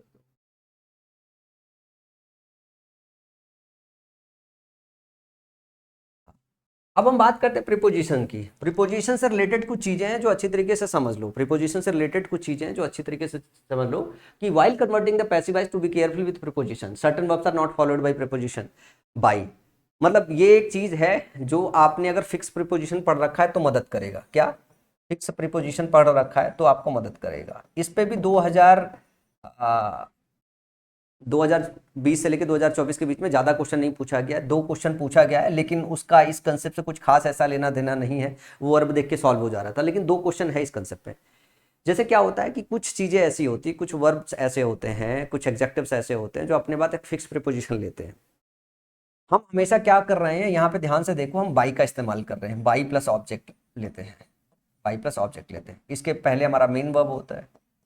तो कई बार क्या होता है कि कुछ वर्ब्स ऐसे होते हैं जो अपने बाद बाई नहीं लेते हैं, कई वर्ब्स ऐसे होते हैं जो अपने बाद बाई नहीं लेते हैं, वो अपने साथ जो सूटेबल प्रीपोजिशन लेते हैं वो सूटेबल प्रीपोजिशन आपको मेंशन करना होता है। जैसे मैं बोलूं नोन को इस्तेमाल करके 2 क्वेश्चन बनाया गया है आपको, तो नोन अपने बाद बाई नहीं लेता है, नोन अपने साथ टू लेता है। पैसिव स्ट्रक्चर जब बनाते हो तो नोन टू का इस्तेमाल करते हो, नोन बाई का इस्तेमाल नहीं करते हो। इसी तरीके से कई सारे और वर्ब्स हैं जो सेंटेंस के फॉर्म में, एक बार आप रीड कर लो खाली, जैसे सी नोज मी, वो मुझे जानती है। तो आई हम नोन बाई हर नहीं लिखते, आई हम नोन टू हर लिखते हैं। तो जो नो होता है वो अपने बाद जब इसको पैसिव में नोन कन्वर्ट करते हो तो नोन अपने साथ टू के साथ वह पैसिव स्ट्रक्चर बनाता है। इसी तरीके से जैसे juice फिल्स the jar, juice फिल्स the jar is filled with jar. जो फिल है, फिल अपने साथ क्या लेता है? विथ। जब पैसिव स्ट्रक्चर बनाओगे तो फिल्ड विथ समथिंग होता है, तो फिल अपने साथ विथ लेता है, इसके साथ बाई नहीं लगा सकते हो। इसी तरीके से बात करो सी मैरिड अवगत, जब इसको आप पैसिव स्ट्रक्चर में बनते हो तो अवगत इज मैरिड टू हर होता है। मैरिड अपने बाद टू लेता है और इस पे बेस्ड बहुत सारा स्पॉट द एरर के क्वेश्चन में और आपके सेंटेंस इंप्रूवमेंट के क्वेश्चन बनाया गया है कि मैरी अपने साथ क्या लेता है। एक्टिव वॉइस में मैरी अपने साथ कोई प्रीपोजिशन नहीं लेता है, पैसिव स्ट्रक्चर में मैरी अपने साथ टू लेता है। इसी तरीके से बात करें ही एनॉयड मी, जब एनॉय होता है तो एनॉय के साथ हम विथ निकालते हैं। एनॉय विथ समवन होता है, एनॉय एट समथिंग होता है। तो अगर हमको समवन मेंशन करना हो, जैसे हिम मेंशन करना है तो हम विथ मेंशन करेंगे, और अगर किसी चीज के ऊपर समथिंग की अगर बात आ जाए तो एनॉय एट समथिंग लिखते हैं। इसी तरीके से हम बात करें the beauty of Disha marvelled him, marvelled की बात करें तो मार्वल अपने साथ जो लेता है वो एट लेता है, तो हम मार्वल के साथ हम यहाँ पे एट इस्तेमाल करेंगे, ना कि बाई इस्तेमाल करेंगे। इसी तरीके से योर बिहेवियर सरप्राइज मी, जो सरप्राइज होता है अपने साथ एट लेता है। शॉक इसी तरह अपने साथ एट लेता है। सेटिस्फाइड अपने साथ विथ लेता है, ठीक है ना। कंटेंट अपने साथ इन लेता है, ठीक है। The office building was in gulf जो होता है वो भी अपने साथ जो है इन लेता है। एस्टोनिश अपने साथ एट लेता है, एस्टोनिश अपने साथ एट लेता है। तो ध्यान रखिए अगर इन वर्ब के साथ आपका एक्टिव वॉइस है तो जब पैसिव वॉइस बनाते हो तो इनके प्रीपोजिशन का ध्यान रखना होता है, और इनका जो प्रीपोजिशन है वो बाई नहीं होता है। इनके जो प्रीपोजिशन है इनके अपने अलग डिफरेंट प्रीपोजिशन है, इन प्रीपोजिशन का भी आपको ध्यान रखना होता है। अब फिक्स प्रीपोजिशन पढ़ने से आपका बहुत फायदा होगा। अगर फिक्स प्रीपोजिशन की पूरी चार्ट आपने पढ़ रखा है तो ये आपको बहुत आसान लगेगा। फिक्स प्रीपोजिशन की चार्ट अगर आपने नहीं पढ़ रखा है, मतलब 300-350 फिक्स प्रीपोजिशन के चार्ट आपको पढ़ने होते, उसको 10-12-15 बार रीड करना होता है, और रीड करते करते करते करते आपको आदत बन जाती है, फिर आप इसको क्वेश्चंस में देखना चालू कर देते हो। मैंने अपने समय पूरा पूरा मार रखा था, फ्रेजल वर्ब फिक्स प्रीपोजिशन बहुत ध्यान रखा था, बगैर उसके तो मुझे लग ही नहीं रहा था कि मेरी इंग्लिश बहुत मजबूत होगी। जब आप फिक्स प्रीपोजिशन और फ्रेजल वर्ब पढ़ते हो ना, इनका रोल ऐसा होता है जब न्यूज़पेपर रीड करने जाते हो तो वहाँ पे फ्रेजल वर्ब मिलता है, आपको लगता है कि भाई इस वर्ब की मीनिंग ये होगी, लेकिन जब वो वर्ब प्रीपोजिशन के साथ अटैच होता है तो मीनिंग में जो आप सर्च रहे होते हैं उसके जस्ट अपोजिट दूसरी मीनिंग में निकल जाती है, तभी आप सही से उसकी मीनिंग नहीं निकाल पाते हो। तो जरूरी है कि आप फ्रेजल वर्ब की मीनिंग अच्छी तरीके से जानो कि फ्रेजल वर्ब की मीनिंग क्या है, फिक्स प्रीपोजिशन कौन सा लगता है, इन सब चीज़ों का ध्यान देना पड़ता है। तो ये जो कंसेप्ट है ये कंसेप्ट है। और कई बार ऐसा होता है कि इसका एक दूसरा कंसेप्ट और आता है कि अगर कोई प्रीपोजिशन मेंशन है, कोई प्रीपोजिशन आपके एक्टिव वॉइस में मेंशन है तो पैसिव वॉइस में उस प्रीपोजिशन को हटाते नहीं है। जैसे दे साउटेड एट द डोर, तो यहाँ पे जो एट है ना इसको पैसिव स्ट्रक्चर में बने रहने देना होता है। तो the poor are shout at by them हो गया। She looked for the baby, ये जो फॉर है जब पैसिव वॉइस बनाओगे the baby was looked for, तो फॉर यहाँ पे मेंशन होगा। इसके बाद अगर बात करें what are you looking for, तो लुक जो है लुक के बाद यहाँ पर अगर फॉर मेंशन है तो यहाँ पे भी फॉर मेंशन रहेगा लुक के बाद। इसी तरीके से अगर एक्टिव वॉइस में लाफिंग एट लिखा हुआ है तो जब इसको लाफ को लाफिंग में कन्वर्ट करोगे तो इसके बाद जो एट है वो मेंशन रखोगे। इसी तरीके से अगर मैं बात करूं, अगर यहाँ पे आफ्टर, लुक आफ्टर का इस्तेमाल हुआ है तो यहाँ पे भी ये आफ्टर मेंशन रहेगा, भले आपने बाई लगाया पर आफ्टर मेंशन रहेगा। इसी तरीके से अगर यहाँ पे एट का इस्तेमाल है तो यहाँ पे एट मेंशन रहेगा, और यहाँ पे एट मेंशन है तो यहाँ पे भी एट मेंशन रहेगा। अब आपको क्या काम करना पड़ेगा जो है, इसको एक बार जब भी मैं ये नोटेशन पीडीएफ आपको दूंगा तो ये नोटेशन पीडीएफ में ये कैसे कन्वर्ट होता है, ये कैसे कन्वर्ट होता है, ये कैसे कन्वर्ट होता है जो है ये आपको देखना है, ये आपको देखना है। और ये एक बार रीड कर लेना अच्छी तरीके से, ये एक बार रीड कर लेना अच्छी तरीके से। जब इसको रीड कर लोगे अच्छी तरीके से तो आपको इसका धोन और टोन जो है पता रहेगा। 2020 से लेकर 2024 के बीच में कोई क्वेश्चन नहीं आया है, ठीक है ना। अगला क्वेश्चन है some students are known to grow wise early. अब जैसे नोन टू है, some student are known to लिखा हुआ है, तो ये देखो पैसिव स्ट्रक्चर बना हुआ है ऑलरेडी, जिसमें नोन अपने साथ टू लिया है, बाई नहीं लिया है। नोन अपने साथ टू लिया है, पैसिव स्ट्रक्चर है, बाई नहीं लिया है। अगर इसको कन्वर्ट करना हो तो इसको कन्वर्ट करने के लिए बस आर नोन लिखा हुआ है, इसका मतलब आपको इंडेफिनिट टेंस बनाना है, तो हैव बीन जो लिखा हुआ वो गलत हो जाएगा। People know that some student grow wisely हो गया, ठीक है, तो ये V1 के साथ बना हुआ है। Few of us know that student grow wisely, अब यहाँ पे फ्यू ऑफ अस जबरदस्ती इंट्रोड्यूस कर दिया गया, ये ऑप्शन नहीं होगा। We all know that students grieve wisely, और ये V2 में बना दिया गया, ग्रो का ग्रीव हो गया, तो ये वाला भी ऑप्शन नहीं होगा, क्योंकि आपका इज आर एम के साथ वर्ब की थर्ड फॉर्म ली गई है, तो वर्ब देख के क्वेश्चन टैकल हो जाएगा। लेकिन सवाल यह है कि ये नोन के साथ टू आए, यहां से समझ सकते हो कि नोन बाई नहीं लगाया गया, नोन टू लगाया गया है, तो नो अपने साथ टू लेता है। ये जो रूल मैंने आपको बताया इसका कुछ खास काम नहीं है, क्वेश्चन जो है वो आपका वर्ब देख के क्रैक हो जा रहा है, लेकिन अगर कभी इसकी जरूरत पड़े, कभी इसको ओमिट कर दिया जाए, किसी ऑप्शन में प्रेजेंट हो, या कभी चेक कर दिया जाए यहाँ पे बाई लगेगा या इसके साथ सुटेबल प्रीपोजिशन ये हो सकता है, अगर इस तरीके का क्वेश्चन बनाएगा तो वो सीजीएल मेंस वगैरह में बनाता है या सीएचएसएल मेंस में बनाएगा या सीपीओ मेंस में बनाएगा, तो आपको पता होना चाहिए। People know Stellenbosch for its greenery and delicious street foods. तो जैसे यहाँ पे नोन शब्द का इस्तेमाल है, नो शब्द का इस्तेमाल है, तो आपको ये पता है नो कैसे कन्वर्ट होगा, नोन टू में कन्वर्ट होगा, यहाँ पे नोन टू में कन्वर्ट है, यहाँ पे नोन टू, यहाँ पे नोन टू। अगर यहाँ कहीं ऑप्शन में बाई दे दिया होता है, यहाँ पे विथ दे दिया होता है, यहाँ पे बाई दे दिया होता, फिर आप कंफ्यूज हो सकते थे। ऐसे भी तो क्वेश्चन बनाया जा सकता है ना। तो आपको अगर ये पता होगा कि नोन टू वाला ऑप्शन है, तो अगर किसी में बाई दिया होता तो काट लेते, विथ दिया होता तो काट लेते, लेकिन इनमें क्या है, क्वेश्चन ही ऐसा नहीं बनाया गया कि नोन का जो है known to known to known to सभी में दे दिया है, तो आपको चेक ही नहीं करना है। आपको चेक क्या करना है, अब नो दिया है V1 और इसको कन्वर्ट करना है, तो आपको पता है आर के साथ कन्वर्ट करोगे या इज के साथ कन्वर्ट करोगे, एक ही ऑप्शन दिया हुआ, एक वॉच के साथ कन्वर्ट है, एक हेड पिन के साथ है, एक हैव पिन के साथ है, तो ये ऑप्शन ही गलत हो गए सारे के सारे। लोग जानते हैं तो लोग जैसे जानने की बात कर रहे हैं, तो ये नो दिया हुआ है, V1 फॉर्म दिया हुआ है, तो आपको जब कन्वर्ट करना है तो इज आर एम के साथ कन्वर्ट करोगे, एक ही ऑप्शन, ऑप्शन नंबर बी दिया हुआ है। तो क्वेश्चन तो बहुत आसान था इसको टैकल करना, लेकिन अगर ये क्वेश्चन कॉम्प्लिकेट करता तो कैसे कॉम्प्लिकेट करता, यहाँ पे टू दे दिया है, यहाँ पे बाई दे देता, यहाँ पे विथ दे देता, और यहाँ पे जो है एक बार वापस से बाई दे देता, तो नहीं आप कंफ्यूज हो जाते। मतलब क्वेश्चन ऐसे कॉम्प्लेक्स बनाए जा सकते हैं, मतलब ऐसा गंदा क्वेश्चन बनाया जा सकता है, लेकिन क्या है कि अब फ्रेम ही नहीं किया जा रहा है। अगला क्वेश्चन है, the movie was directed by the famous film maker and produced by the studio. अब यहां पढ़ने से पहले कुछ चीजें और अपन चर्चा करने चाहेंगे। The movie was directed by the famous film maker and produced by the studio. जरा ऊपर और कंसेप्ट पढ़ लेते हैं, ये प्रीपोजिशन वाला कंसेप्ट निकल गया है और कुछ और कंसेप्ट होगा अपने पास जो अपने को करना है। यहाँ पे देखो, जैसे अपन बात कर रहे थे कि कई बार क्या होता है कि एक्टिव वॉइस में कुछ सब्जेक्ट्स होते हैं, पैसिव वॉइस में वो सब्जेक्ट डालने की जरूरत नहीं होती है। स्पेशली अगर कोई आपका इंडेफिनिट प्रोनाउन है, अगर इंडेफिनिट प्रोनाउन है या कोई ऐसा जो है नाउन है जो वेग है, तो वेग है इंडेफिनिट है एक ही बात है, ठीक है ना। और या फिर अंडरस्टूड नाउन है, जैसे पीपल हो गया कि आप समझ रहे हो, या गॉड हो गया, इस तरीके का कोई नाउन है, तो उसको मेंशन करने की जरूरत नहीं होती। जैसे मैंने बोला somebody has picked my pocket, तो अगर मैं इसको पैसिव वॉइस में बनाऊं तो मैं कुछ ऐसे लिख सकते हूँ, my pocket has been picked. और हम यहाँ पे क्या काम कर सकते हैं, यहाँ पे ये somebody जो लिखा हुआ है उसको हटा दे, इसको somebody हटा दे।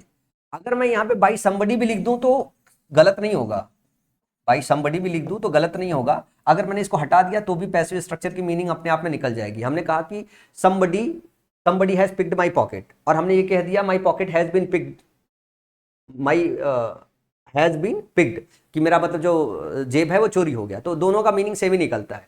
जैसे मैंने कहा they will declare the result soon, वो जल्दी रिजल्ट डिक्लेयर कर लेंगे। यहाँ पे जो दे है, दे मेंशन है, लेकिन दे ऐसा है कि हम यहाँ पे इसे अंडरस्टूड कर सकते हैं कि हम कौन रिजल्ट करेगा, मतलब जो भी बोर्ड होगा, जैसे एसएससी में एसएससी रिजल्ट कर देगी, तो हमने एक्टिव वॉइस में बोल दिया कि जल्दी वो रिजल्ट कर देंगे, they will declare the result soon. तो हम देखो ओमिट भी कर सकते हैं, हम ये भी कह सकते हैं the result will be declared soon, the result will be declared soon, declare की स्पेलिंग,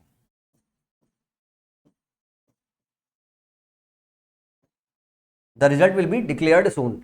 अब हम ये जब डिक्लेयर्ड सून रखते हैं, और अगर मैंने बाई देम लगा दिया तो भी सेंटेंस सही है, और बाई देम अगर ओमिट भी कर दिया तो भी सेंटेंस सही है, तो भी सेंटेंस सही है। अब जब ये वाला रूल पढ़ते हो तो जैसे कुछ ऑप्शन में आपने देखा होगा, जैसे बाई हर नहीं लगाया था, बाई यू नहीं लगाया हुआ था, और दोनों ऑप्शन इसी बात पे पूछ दिया गया था। तो आपको इस बात को समझना है कि कब अंडरस्टूड है, कब अंडरस्टूड है। और जब भी एग्जामिनर आपसे ये क्वेश्चन पूछता है तो मतलब ये वाले केसेस नहीं पूछता, क्योंकि इसके साथ अगर बाई लगा भी दिया जाए ना, अगर इसके साथ बाई लगा भी दिया जाए तो सेंटेंस गलत नहीं होता। तो किसी ऑप्शन में बाई के साथ अगर ये मिसिंग वाला ऑप्शन दे भी दिया हुआ कि एक ऑप्शन में बाई के साथ लगाया हुआ, एक ऑप्शन में बाई के साथ नहीं लगाया हुआ है, और दोनों ग्रामेटिकली करेक्ट होते हैं, दोनों ग्रामेटिकली करेक्ट होते हैं, मीनिंग सेम ही निकल रही होती है, इसको ओमिट किया जा सकता है, लेकिन इस पे क्वेश्चन नहीं बनाया जा सकता है। तो जो ऑप्शन आपके आते हैं वो एक्चुअली उसमें क्या होता है, उसमें बाई के साथ जो ऑप्शन होता है उसके साथ अपने को जाना पड़ता है। जैसे 2 क्वेश्चन आया था, दोनों में अपने को बाई के साथ जाना पड़ा। तो ये एक चीज है जिसको हम रख भी सकते हैं और हटा भी सकते हैं, जरूरी नहीं है। लिखा ना, it is not necessary to use them in passive voice, ये नेसेसरी नहीं है कि हम यूज करें, पर यूज कर भी सकते हैं। तो अगर ऑप्शन इसमें अगर आए कि बाई के साथ एक ऑप्शन मिले और एक बाई के साथ ऑप्शन ना मिले, तो जो बाई के साथ ऑप्शन है उसके साथ आपको एग्जाम के अंदर जो क्वेश्चन आता है उसके साथ जाना चाहिए। समझ में आया? क्योंकि नेसेसरी नहीं है पर मेंशन कर सकते हैं, तो एग्जामिनर इस पर ग्रामेटिकली क्वेश्चन नहीं बना सकता है। The meeting was called of, यहां पे देखो the meeting was called of है। अब the meeting was called of है, वाज के साथ वर्ब की थर्ड फॉर्म जो है इसका इस्तेमाल है। अब अगर मैं सही से बात करूं कि अगर वॉज वर्ब के साथ वर्ब की थर्ड फॉर्म है तो एक्टिव वॉइस है या पैसिव वॉइस है, तो ये पैसिव वॉइस है। इसका ये मतलब है कि किसने कॉल ऑफ किया ये मेंशन नहीं किया हुआ है। अब इसको आपको करना है कि किसने कॉल ऑफ किया, तो the meeting had been called off, ये वाला ऑप्शन नहीं होगा, आपको एक्टिव स्ट्रक्चर बनाना है। Someone called off the meeting, they were calling of, calling of का इस्तेमाल नहीं कर सकते हैं, यहां पे कॉल्ड ऑफ का इस्तेमाल होगा, तो they called off the meeting, someone called off the meeting. अब यहां पे आपको समझना है कि आपको दे मेंशन करना है या समवन मेंशन करना है। The meeting was called off, they called off the meeting या someone called off the meeting. अब ये यहाँ पे बहुत गंदा वाला डाउट आएगा, सर दे के साथ ले या समवन के साथ ले।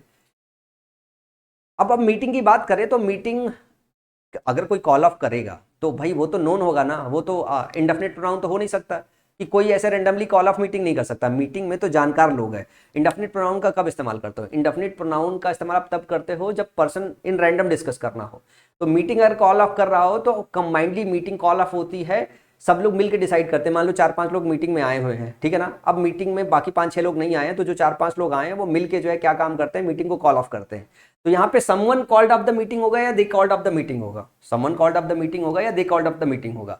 तो they called off the meeting है क्योंकि ग्रुप है, तो इससे मीनिंग ये निकलेगा कि उन्होंने मीटिंग को कॉल ऑफ कर दिया। अब इसको पैसिव स्ट्रक्चर में अगर बनाने जा रहे हो तो आप इसको कह सकते हो the meeting was called off, the meeting was called off, meeting जो है कॉल ऑफ कर दी गई है, मतलब मीटिंग वाले लोगों ने कॉल ऑफ कर लिया। ये जो है जो आपका सब्जेक्ट होगा हमें ऑलरेडी नोन है, अंडरस्टूड है, तो जब सब्जेक्ट नोन होता है तो पैसिव वॉइस में हम इसे ओमिट भी कर सकते हैं। तो सही ऑप्शन होगा बी। अब जैसे आप ये मेंशन करोगे ना someone call of the meeting, इसका मतलब ये हो गया कि समवन किसी ने कॉल ऑफ कर दिया। अब ग्रामेटिकली जो है ये और ये दोनों ऑप्शन सही हो सकता है, किसी ने कॉल ऑफ कर लिया, लेकिन दोनों में अगर आप समझो कि दे मेंशन करना ज्यादा बेटर ऑप्शन होता है। तो ये क्वेश्चन अच्छा क्वेश्चन है जो CHSL 2023 में आया हुआ 10/8/2023 को। तो they called off the meeting is the right one. अगला है, अगला अगर मैं बात करूं एक और छोटी सी चीज समझनी है। जैसे अगर हम निगेटिव जो है इंडेफिनिट प्रोनाउन जैसे नोबडी का इस्तेमाल कर रहे हैं या फिर नन का इस्तेमाल कर रहे हैं, तो नोबडी और नन अपने आप में निगेटिव होता है। तो जब इसका पैसिव स्ट्रक्चर बनाते हो तो वो निगेटिव होना चाहिए। तो बात यह है कि अगर निगेटिव इंडेफिनिट प्रोनाउन से अगर आप एक्टिव वॉइस बना रहे हो तो जब पैसिव वॉइस स्ट्रक्चर बनाते हो तो नॉट और नेबर का इस्तेमाल करके हम पैसिव स्ट्रक्चर बनाते हैं, मतलब निगेटिव पैसिव स्ट्रक्चर बनाते हैं। तो nobody can change the destiny can not be change. क्या लिखोगे आप? The destiny can not be changed, ये बनाओगे आप। None saw her in the parlour, none saw her, तो यहां पे she was not seen in the parlour, in the indefinite pronoun है तो हम इसको इग्नोर कर सकते हैं, बाई नहीं लगा के वो कर सकते हैं, इग्नोर कर सकते हैं। लेकिन अगर ये नेगेटिव इंडेफिनिट प्रोनाउन है, नेगेटिव इंडेफिनिट प्रोनाउन है नोबडी और नन, तो जब हम भी इसका हम पैसिवाइज बनाते हैं तो पैसिवाइज हम नॉट के साथ बनाते हैं, मतलब नेगेटिव पैसिवाइज बनाते हैं। इस पे बेस्ड कोई एग्जाम में ऐसा कोई क्वेश्चन नहीं आया है। एक ये जो चीज है ये समझने की बहुत जरूरी बात है कि जब सेंटेंस में क्या होता है, एक प्रिंसिपल क्लॉज होता है और एक नाउन क्लॉज होता है। तो जो अपना नाउन क्लॉज होता है उसको पैसिव स्ट्रक्चर में चेंज नहीं करते हैं। जैसे एग्जाम्पल के फॉर्म में इसको समझ सकते हो, जैसे मैंने कहा people consider that Ashish is honest. जब हम करते हैं people consider what, people consider what, तो इस व्हाट का जवाब है, इस व्हाट का जवाब है क्या है, जब हम ऑब्जेक्ट लेते हैं तो हमारा नाउन होता है या नाउन फ्रेज होता है, या हम इसकी जगह नाउन क्लॉज लिख सकते हो, नाउन क्लॉज। अब एक साधारण बच्चा जो एक आम हिंदी भाषा बच्चा है ये ऑब्जेक्ट को कैसे समझ सकता है? ये ऑब्जेक्ट को समझता है इसका मतलब एक शब्द, इसका मतलब एक शब्द। जब नाउन फ्रेज की बात कहते हैं हम, जब नाउन फ्रेज की बात कहते हैं तो मतलब group of words, group of words. और जब हम नाउन क्लास की बात करते हैं तो हिंदी बच्चा इसको कैसे समझ सकता है कि पूरी एक बात जिसके अंदर एक आपका सब्जेक्ट होगा, एक वर्ब होगा, कम से कम में इतना होगा, ठीक है ना, ये होता है, इसको क्लॉज बोलते हैं। सब्जेक्ट और वर्ब का कम से कम में कॉम्बिनेशन होगा तो एक क्लॉज कह सकते हैं। तो जो आपका ऑब्जेक्ट की जगह आएगा वो एक शब्द हो सकता है, एक एक जो है ग्रुप ऑफ शब्द हो सकता है, ठीक है, या फिर एक पूरी बात हो सकती है, एक पूरी बात हो सकती है। जैसे मैंने यहाँ पे ऑब्जेक्ट की जगह क्या लिखा, Ashish is honest, sorry Ashish is honest, Ashish ईमानदार है। पीपुल कंसिडर करते हैं, पीपुल क्या कंसिडर करते हैं, आशीष ईमानदार है, ये पूरा ऑब्जेक्ट है। तो अगर ऑब्जेक्ट की प्लेस पे पूरी बात आई है, और पूरी बात को हम क्या कहते हैं, क्लॉज, और वो अगर ऑब्जेक्ट की जगह पे है तो ऑब्जेक्ट की जगह पे हम क्या रखते हैं, ऑब्जेक्ट की जगह पे हम नाउन रखते हैं या प्रोनाउन रखते हैं। तो अगर पूरी बात है तो उसको क्या बोलेंगे, नाउन क्लॉज। ये पूरी बात है, पूरी बात का मतलब एक क्लॉज हो गया। और अगर वो ऑब्जेक्ट की प्लेस में है तो इसको क्या बोलेंगे, हम नाउन क्लॉज बोलेंगे, नाउन क्लास बोलेंगे। सवाल ये, people consider that Ashish is honest, तो ये जो कंसिडर का ऑब्जेक्ट है वो क्या है, पूरी एक बात है या एक क्लॉज है। और ये जो क्लॉज है क्योंकि ऑब्जेक्ट की जगह पे प्लेस है तो इसको क्या बोलेंगे, हम नाउन क्लॉज बोलेंगे। तो रूल ये कहता है कि जो नाउन क्लॉज होता है उसको पैसिव स्ट्रक्चर में चेंज नहीं करते हैं, जो प्रिंसिपल क्लॉज होता है इसको पैसिव स्ट्रक्चर में चेंज करते हैं। जरा इस चीज को और समझो, वी होप हम उम्मीद करते हैं, फिर हम क्या उम्मीद करते हैं, व्हाट और होम का रिप्लाई, व्हाट और होम का रिप्लाई हमारा ऑब्जेक्ट होता है।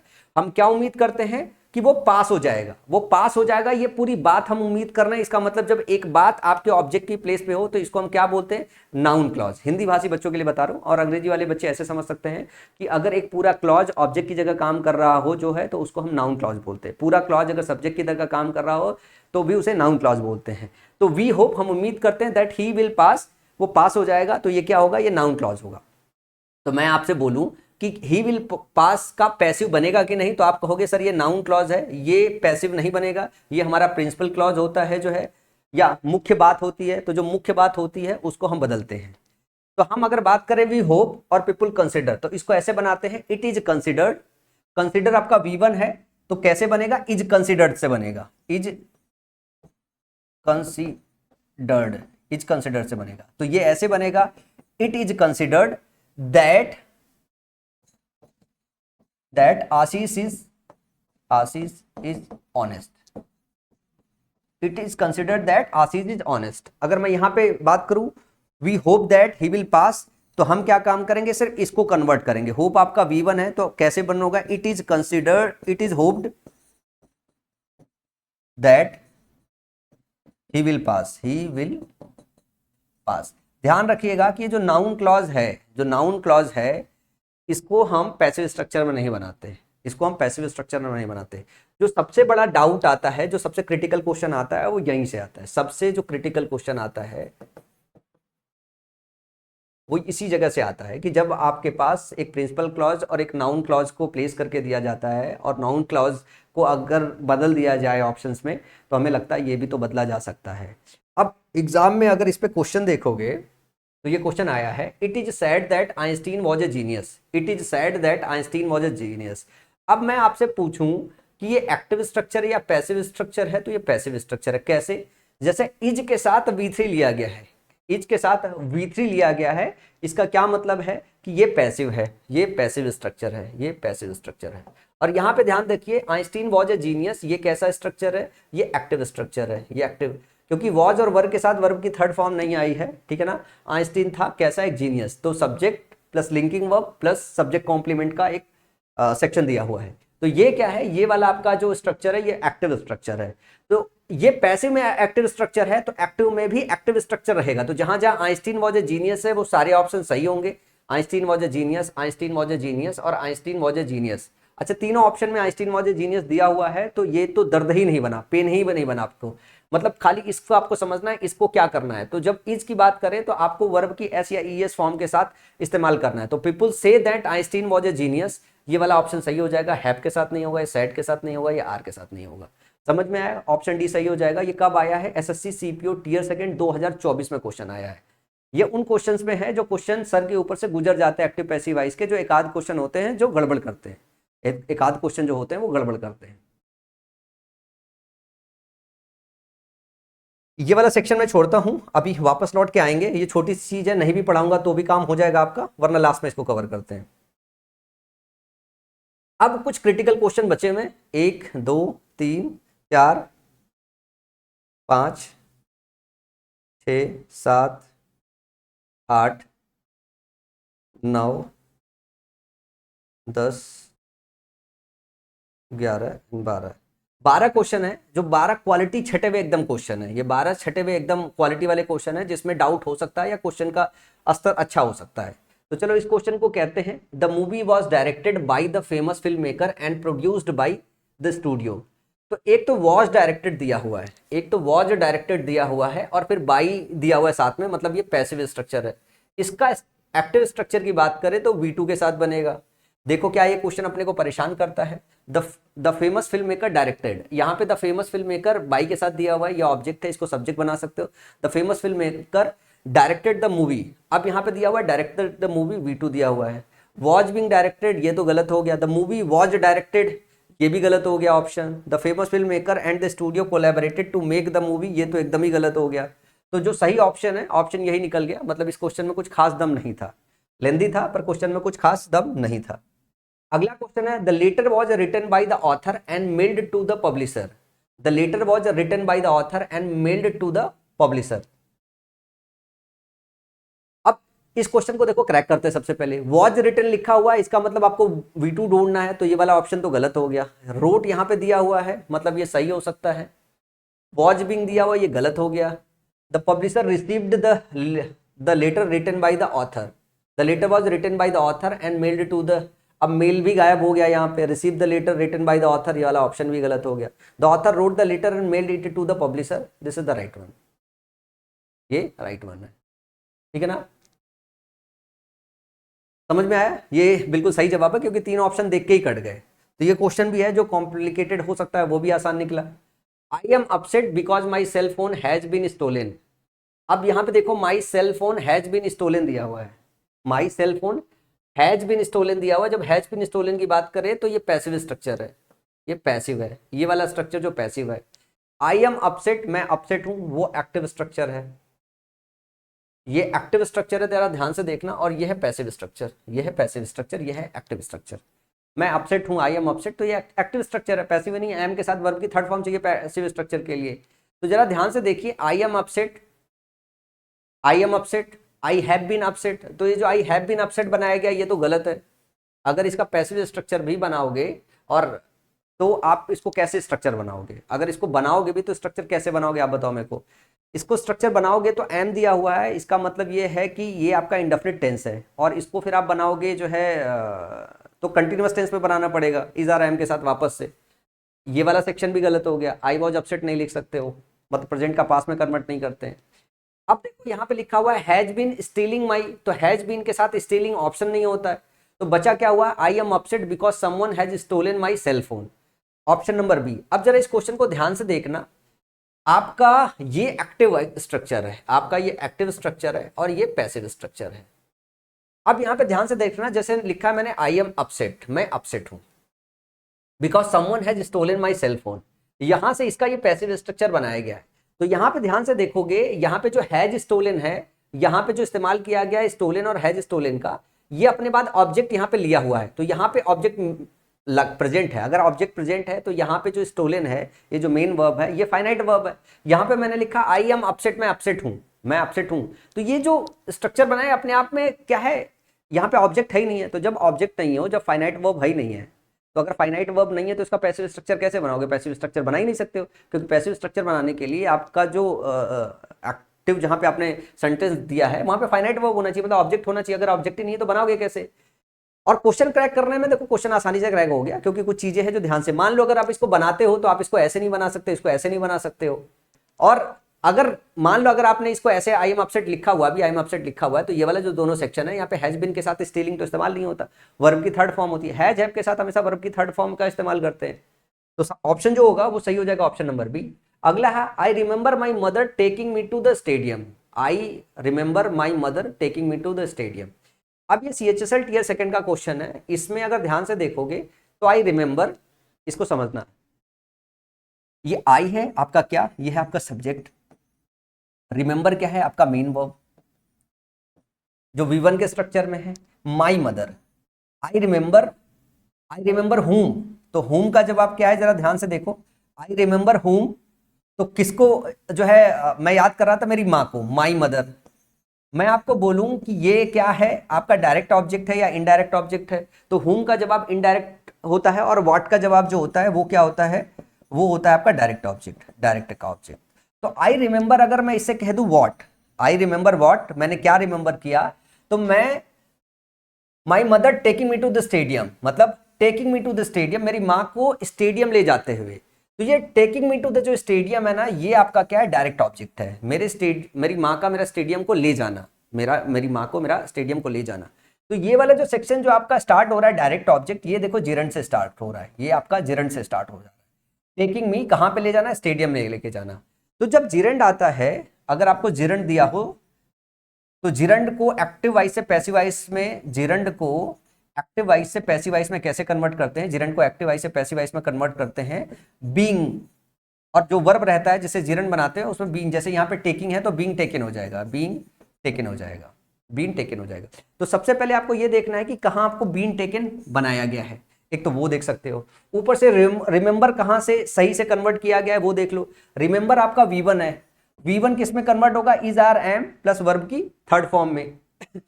तो V1 है, V1 is are am plus verb की थर्ड फॉर्म में कन्वर्ट होगा। तो यहाँ पे आई रिमेंबर बीइंग है, being taken to the stadium by my mother है, आई वाज टेकन, ये वाला ऑप्शन नहीं हो सकता, ये वाला भी ऑप्शन नहीं हो सकता, आई वाज रिमेंबर्ड ये भी नहीं हो सकता, ये हो नहीं सकता। अब इसमें ध्यान से देखो कि आई रिमेंबर, मैंने रिमेंबर किया, being taken to the stadium by my mother. तो जब जिरेंड को कन्वर्ट करते हो तो उसी की जगह आप बीइंग टेकन ले लेते हो, बीइंग प्लस वर्ब की थर्ड फॉर्म ले लेते हो, इसको कन्वर्ट करने की जरूरत नहीं होती। तो सही ऑप्शन क्या हो जाएगा, सही ऑप्शन ऑप्शन नंबर ए हो जाएगा। 3 ऑप्शन ऑटोमेटिकली आप काट लेते हो। इस बात को याद रखना कि जब भी आपका जिरंड फ्रेज आएगा तो आपको जो है जिरंड को कन्वर्ट करना होता है बीइंग प्लस जो, अच्छा जिरंड जिसको नहीं पता हो मैं बता दूं यार, कुछ बच्चे ऐसे होंगे जिनको जिरंड ही नहीं पता। जिरंड एक्चुअली क्या होती है, वर्ब की आईएनजी फॉर्म होती है, वर्ब की आईएनजी फॉर्म होती है जो आधा वर्ब की तरह काम करती है और आधा जो है नाउन की तरह काम करती है।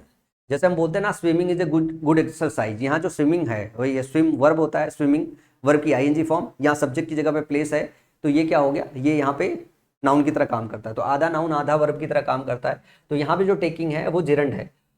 अब अगर ऑप्शन एलिमिनेशन से देखोगे तो इस क्वेश्चन को सॉल्व करने में कोई दिक्कत नहीं हुई होगी, कोई दिक्कत नहीं हुई होगी, क्योंकि 3 ऑप्शन तो ऐसे थे जिसको आप अगर इसको भी चेंज करना, दिमाग में चलता कि अगर रिमेंबर को भी चेंज करना, तो 3 ऑप्शन इसके हिसाब से चेंज ही नहीं हो रहा था, तो अपने आप ही अपने जवाब पे आप पहुंच जाते। लेकिन ये बात भी आपको याद रखना है कि जब जिरंड को जब चेंज करते हैं तो जिरंड को कैसे चेंज करते हैं, बीइंग लगाते हैं प्लस जो वर्ब की आईएनजी फॉर्म है उसको वर्ब की थर्ड फॉर्म में कन्वर्ट कर देते हैं, तो इस तरीके से बदलते हैं।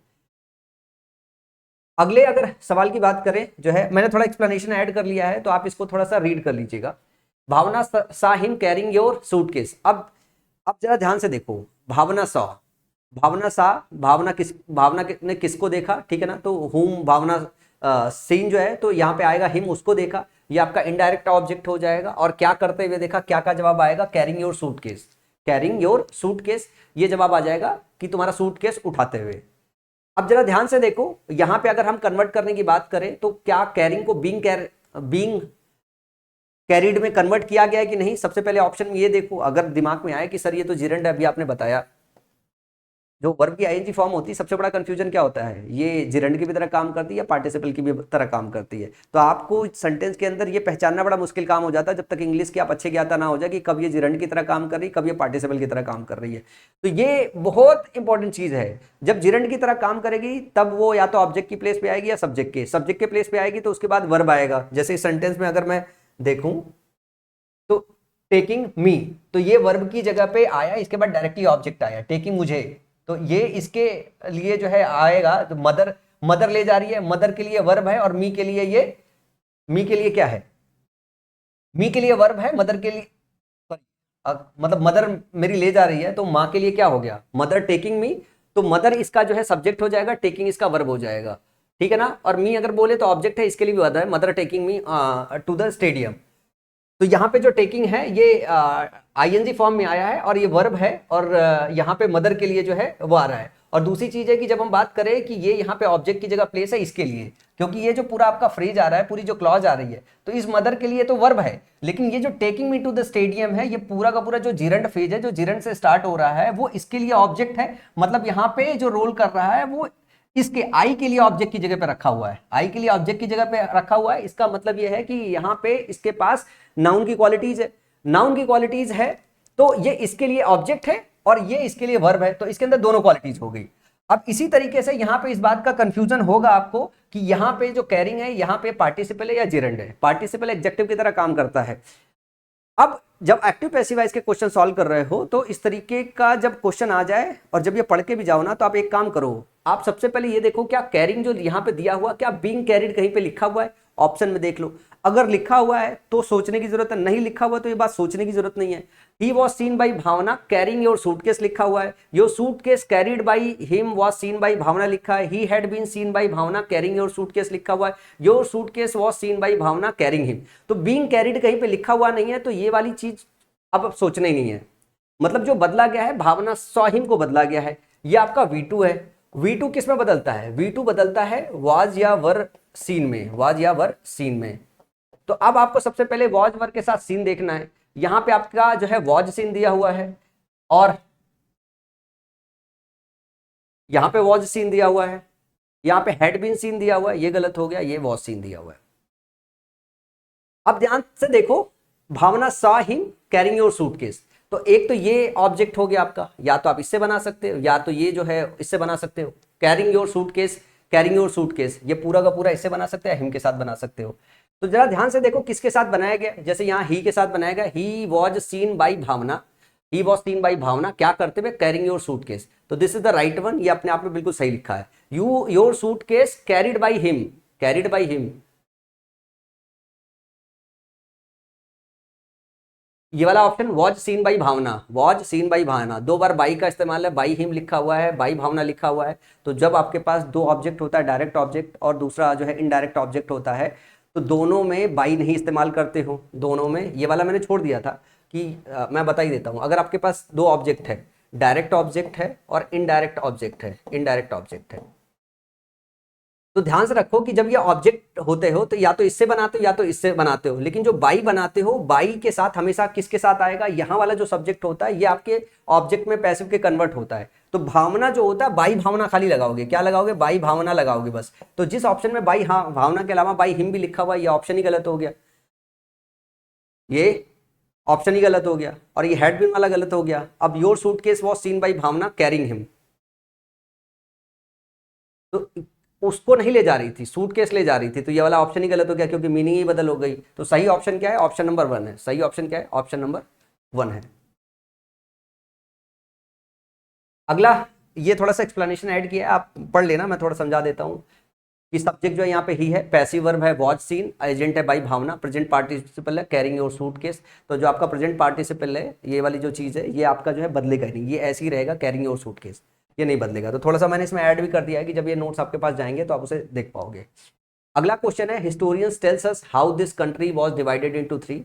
हिस्टोरियंस ने बताया कि कैसे ये कंट्री जो है 3 में डिवाइड हुई है। अब इस सेंटेंस के स्ट्रक्चर में आपको एक बात ये समझना है, थोड़ा सा मैंने इसको ब्रेक भी किया है मैं ताकि आपको समझा सकूं। जो हिस्टोरियंस है ये आपका क्या है, ये आपका सब्जेक्ट है, सबको समझ में आ रखा होगा।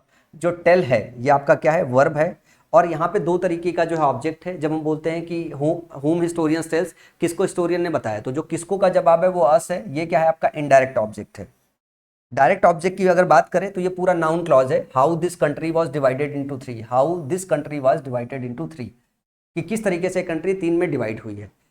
ये पूरा एक क्लॉज है, क्या है, ये पूरा क्लॉज है कि यहाँ पे ये सब्जेक्ट है, दिस कंट्री सब्जेक्ट है, ये है वर्ब और फिर डिवाइडेड इनटू 3 है। वॉज डिवाइडेड इस्तेमाल किया गया है, तो ध्यान से देखो ये अपने आप में एक पैसिव स्ट्रक्चर है, ये अपने आप में पैसिव स्ट्रक्चर है। वॉज डिवाइडेड का मतलब हो गया कि अपने आप में पैसिव स्ट्रक्चर है। तो ये जो डायरेक्ट ऑब्जेक्ट दिया हुआ है, जो नाउन क्लॉज दिया हुआ है, पैसिव स्ट्रक्चर है, ये अपने आप में पैसिव स्ट्रक्चर है। और ये आपका जो है हिस्टोरियंस टेल्स अस, ये आपका क्या है, एक्टिव स्ट्रक्चर है। ये इसके लिए इनडायरेक्ट ऑब्जेक्ट भी है, इनडायरेक्ट ऑब्जेक्ट भी है। तो जब ये पैसिव स्ट्रक्चर में चेंज किया हुआ है तो इसको पैसिव स्ट्रक्चर में तो चेंज करना नहीं होगा। अब सवाल ये आता है कि बहुत सारे बच्चे को ये लगता है कि ये पैसिव दिया हुआ है, इसको एक्टिव करेंगे।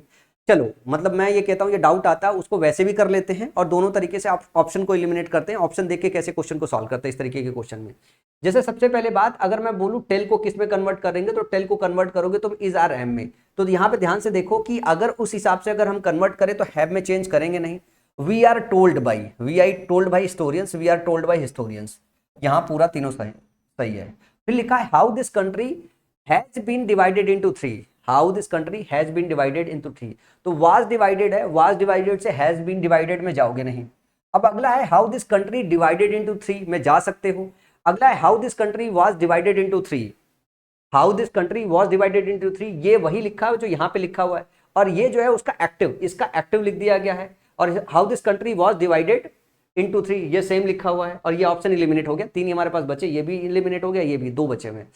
अब ये जो पैसिव है क्या उसका एक्टिव स्ट्रक्चर कन्वर्ट करेंगे? क्या उसका एक्टिव स्ट्रक्चर कन्वर्ट करेंगे? नहीं, उसका एक्टिव स्ट्रक्चर नहीं करेंगे, उसका एक्टिव स्ट्रक्चर नहीं करेंगे, क्योंकि अगर इसको हमने पैसिव में बनाया, ये ऑलरेडी पैसिव स्ट्रक्चर है, तो पैसिव स्ट्रक्चर में ट्रांसलेट कर रहे हैं, मतलब हम कन्वर्ट कर रहे हैं, तो पैसिव स्ट्रक्चर में रहेगा, इसको एक्टिव में कन्वर्ट नहीं करेंगे, तो ये वाला जो ऑप्शन है वो सही हो जाएगा। मैंने बताया था एक केस आता है जिसमें एक सेक्शन एक्टिव होता है और दूसरा सेक्शन पैसिव है, दूसरा सेक्शन पैसिव है।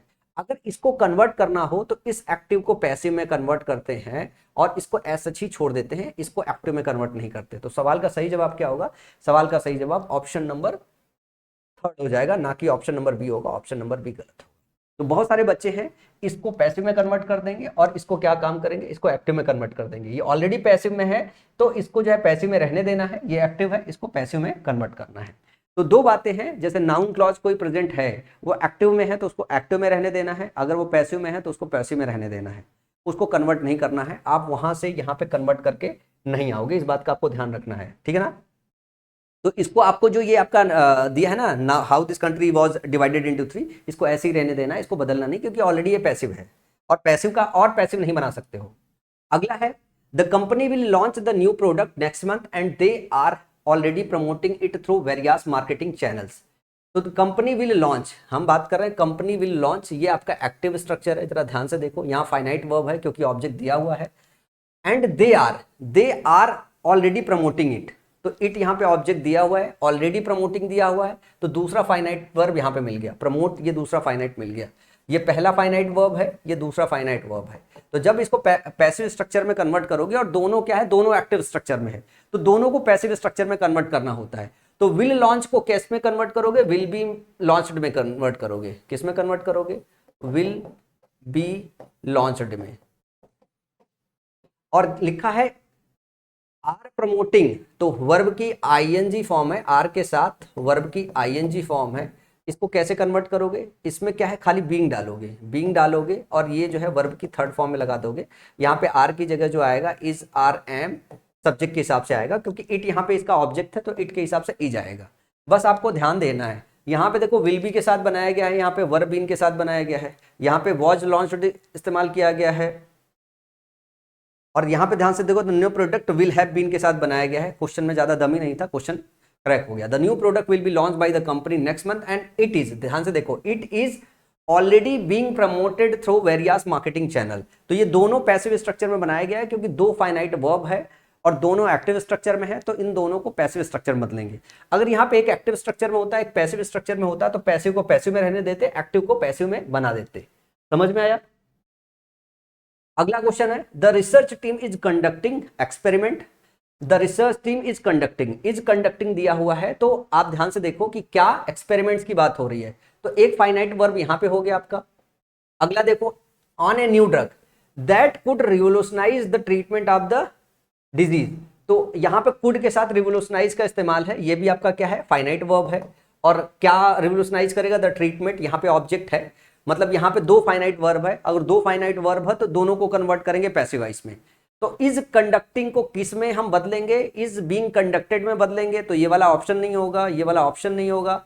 और यहाँ पे एक्सपेरिमेंट्स प्लूरल है, तो आर बीइंग कंडक्टेड में कन्वर्ट करेंगे, तो ये वाला ऑप्शन नहीं होगा और ये वाला ऑप्शन सही हो जाएगा। तो मतलब एक ही फाइनाइट वर्ब को देख के जो है आपका ऑप्शन सही हो गया।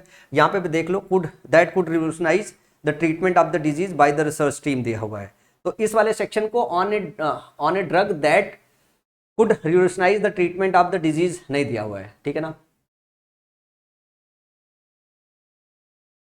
तो आपका जो, अगर आप इस वाले फाइनाइट वर्ब को खाली देखेंगे, जो ऑप्शन दिया हुआ है, ये वाला ऑप्शन भी है, ध्यान से देखो, नहीं होगा, ये वाला ऑप्शन भी नहीं होगा, ये वाला ऑप्शन भी नहीं होगा, ये वाला ऑप्शन बस बचा हुआ, यही आपके पास होगा, ठीक है ना। तो एक्सपेरिमेंट से बनाओगे और यही वाला ऑप्शन देख के ऑप्शन नंबर डी आप क्रैक करके निकल आओगे। अगला है ये, यहाँ पे मैंने वो भी बन रखा है, और यहाँ पे अच्छा एक और चीज है, शायद इसको भी क्वेश्चन लेने का एक पीछे का रीजन है।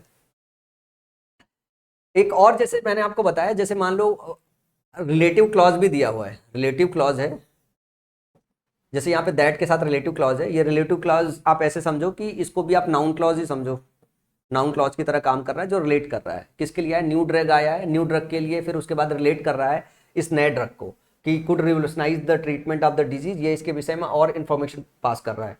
तो अगर कभी ऐसा आए कि आपका जो नाउन है, नाउन के लिए कोई रिलेटिव क्लॉज दिया रहे, तो रिलेटिव क्लॉज भी नहीं बदलता है, रिलेटिव क्लॉज का भी पैसिव नहीं बनाते, नहीं बनाते।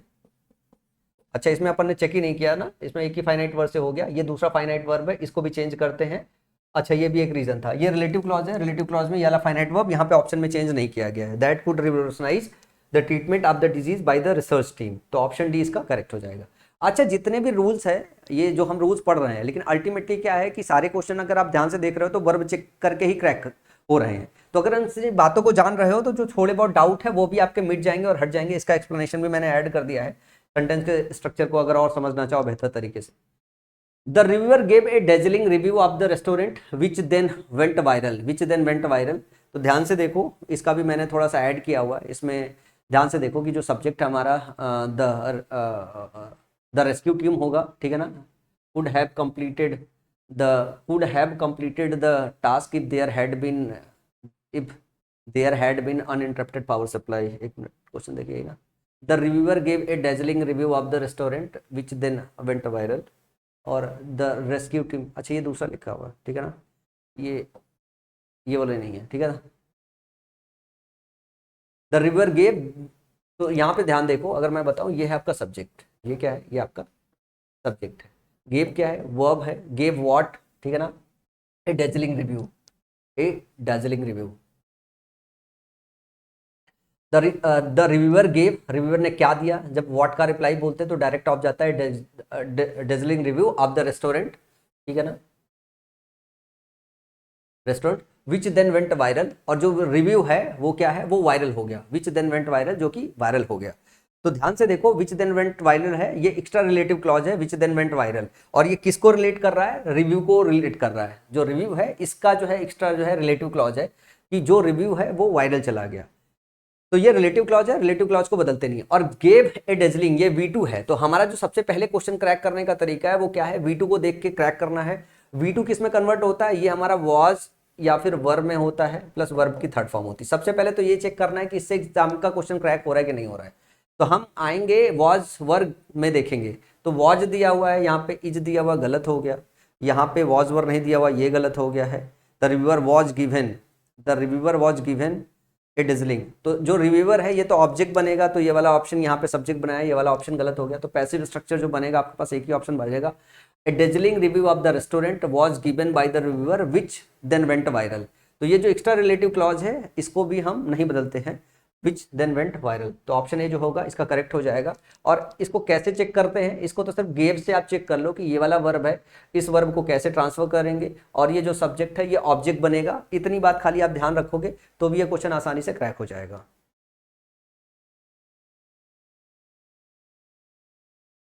इसको मैं डिलीट कर देता हूँ, अदरवाइज क्या होगा, ये आपके साथ लग के जाएगा।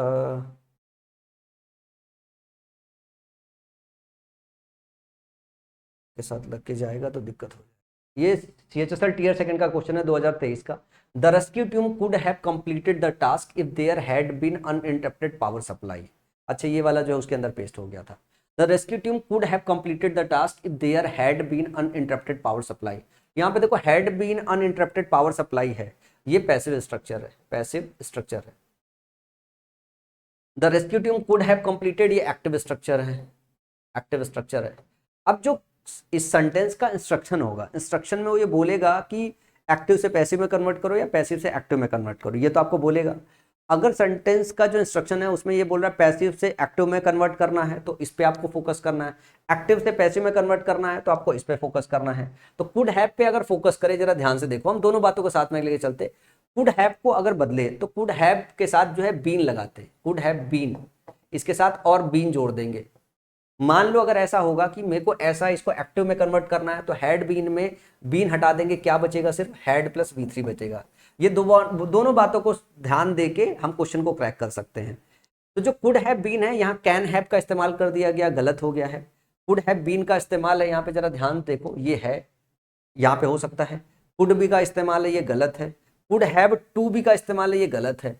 तो इस चीज को देख के हमारे पास एक ही ऑप्शन बचा हुआ है, ऑप्शन नंबर बी, जो हमारा क्वेश्चन है वो निपट गया। एसएससी सीएचएसएल टीयर सेकंड का क्वेश्चन है 2023 का। लंबा चौड़ा क्वेश्चन दिख रहा था पर क्वेश्चन बहुत आसानी से निकल गया। फिर लिखा है I was kept waiting for more than an hour to get an appointment by the staff. I was kept waiting for more than an hour to get an appointment by the staff है। The staff had kept me waiting for more than an hour to get an appointment है। The staff keep me waiting for more than an hour to get an appointment है। The staff kept me waiting for more than an hour to get an appointment है। The staff kept me wait for more than an hour to get an appointment है। एक structure है, grammatical structure है, जो मैं sentence के माध्यम से आपको बताना चाहता हूँ। एक होता है सब्जेक्ट के बाद जब आप कीप का इस्तेमाल करते हो, ठीक है ना, या केप्ट का इस्तेमाल करते हो, और फिर इसके बाद जब ऑब्जेक्ट लगाते हो, इसके बाद जो है जो वर्ब आता है, ये वर्ब आईएनजी फॉर्म में आता है। कीप डूइंग समथिंग होता है। तो जैसे यहाँ पे केप्ट लिखा है ना, तो केप्ट के बाद वेटिंग का इस्तेमाल किया गया है। तो एक्टिव वॉइस में हो या पैसिव वॉइस में हो, चाहे आप इसे एक्टिव वॉइस में रखो चाहे आप इसे पैसिव वॉइस में रखो, जो है कीप के बाद जो है हमेशा वर्ब की आईएनजी फॉर्म आती है। कीप्ट डूइंग समथिंग, जब आप किसी को कीप रख रहे हो मतलब रख रहे हो, तो जो उसका एक्शन है वो आपको कंटिन्यूअस रखना है, या उसकी जो अवस्था है वो कंटिन्यूअस अवस्था में रखना है। कीप का मतलब क्या होता है कि मेंटेन रखना किसी चीज को किसी अवस्था में। तो अवस्था है या कोई काम है तो उसको उसी पोजीशन में बनाए रखना, मतलब अगर कोई वो एक्शन परफॉर्म कर रहा है, स्टैंड है तो कीप स्टैंडिंग हो गया, ठीक है ना, मूव हो रहा है तो कीप मूविंग हो गया। तो कीप के साथ हमेशा वर्ब की आईएनजी फॉर्म का इस्तेमाल करते हैं, चाहे वो एक्टिव स्ट्रक्चर में हो चाहे पैसिव स्ट्रक्चर में हो। बस एक छोटी सी बात की जानकारी देनी थी मेरे को। तो आई वॉज केप्ट वेटिंग, तो ये वेटिंग बदलेगा नहीं, आप कीप लगाओ या केप्ट लगाओ, दोनों के साथ हमेशा आपको केप्ट वेटिंग ही रखना है या कीप वेटिंग रखना है। तो कीप वेटिंग इस्तेमाल हुआ है यहाँ पे, सही है। यहाँ पे केप्ट वेटिंग इस्तेमाल है, ये सही है। और केप्ट के साथ यहाँ पे वेट इस्तेमाल है, वाला ऑप्शन गलत है। तो the staff had kept me waiting. अब यहाँ पे देखो वॉच के साथ कीप का केप्ट लगाया गया है, मतलब ये पैसिव स्ट्रक्चर है। कैसा है? पैसिव स्ट्रक्चर है। इसको बदलना कैसे आपको? एक्टिव स्ट्रक्चर में। तो आपका ये बदलेगा किस में? ये वॉच के साथ वर्ब की थर्ड फॉर्म है। इसका मतलब है कि आपको V2 का इस्तेमाल करना है। कीप केप्ट केप्ट होता है तो हेड वाला पोर्शन तो गलत हो गया, द स्टाफ कीप आएगा नहीं तो कीप भी गलत हो गया। अब आपको V2 फॉर्म चाहिए, ये वाला ऑप्शन भी गलत हो गया। तो एक ही ऑप्शन बचा हुआ है, ऑप्शन नंबर सी, ये ऑप्शन सही होगा। समझ में आया? केप्ट के साथ वेटिंग लगाएंगे या केप्ट के साथ वेट लगाएंगे, तो कीप के साथ भी वेटिंग लगाते हैं, केप्ट के साथ भी वेटिंग लगाते हैं, चाहे वो एक्टिव स्ट्रक्चर हो चाहे पैसिव स्ट्रक्चर हो। इस चीज को याद रख लीजिएगा, इस चीज को याद रख लीजिएगा। मैं यहाँ पे इसको हाईलाइट कर देता हूँ,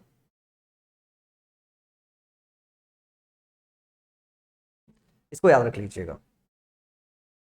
अगला है the insect bit the little baby.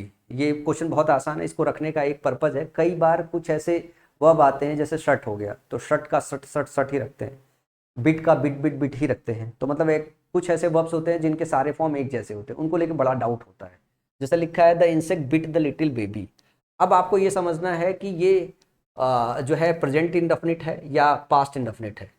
अगर मैं आपसे पूछूं कि बच्चा जरा इस वीडियो को पॉज करके मेरे को मन के अंदर ये बताओ कि ये प्रेजेंट इंडेफिनिट का टेंस है या पास्ट इंडेफिनिट में सेंटेंस का स्ट्रक्चर किया गया है, तो कैसे वो करोगे?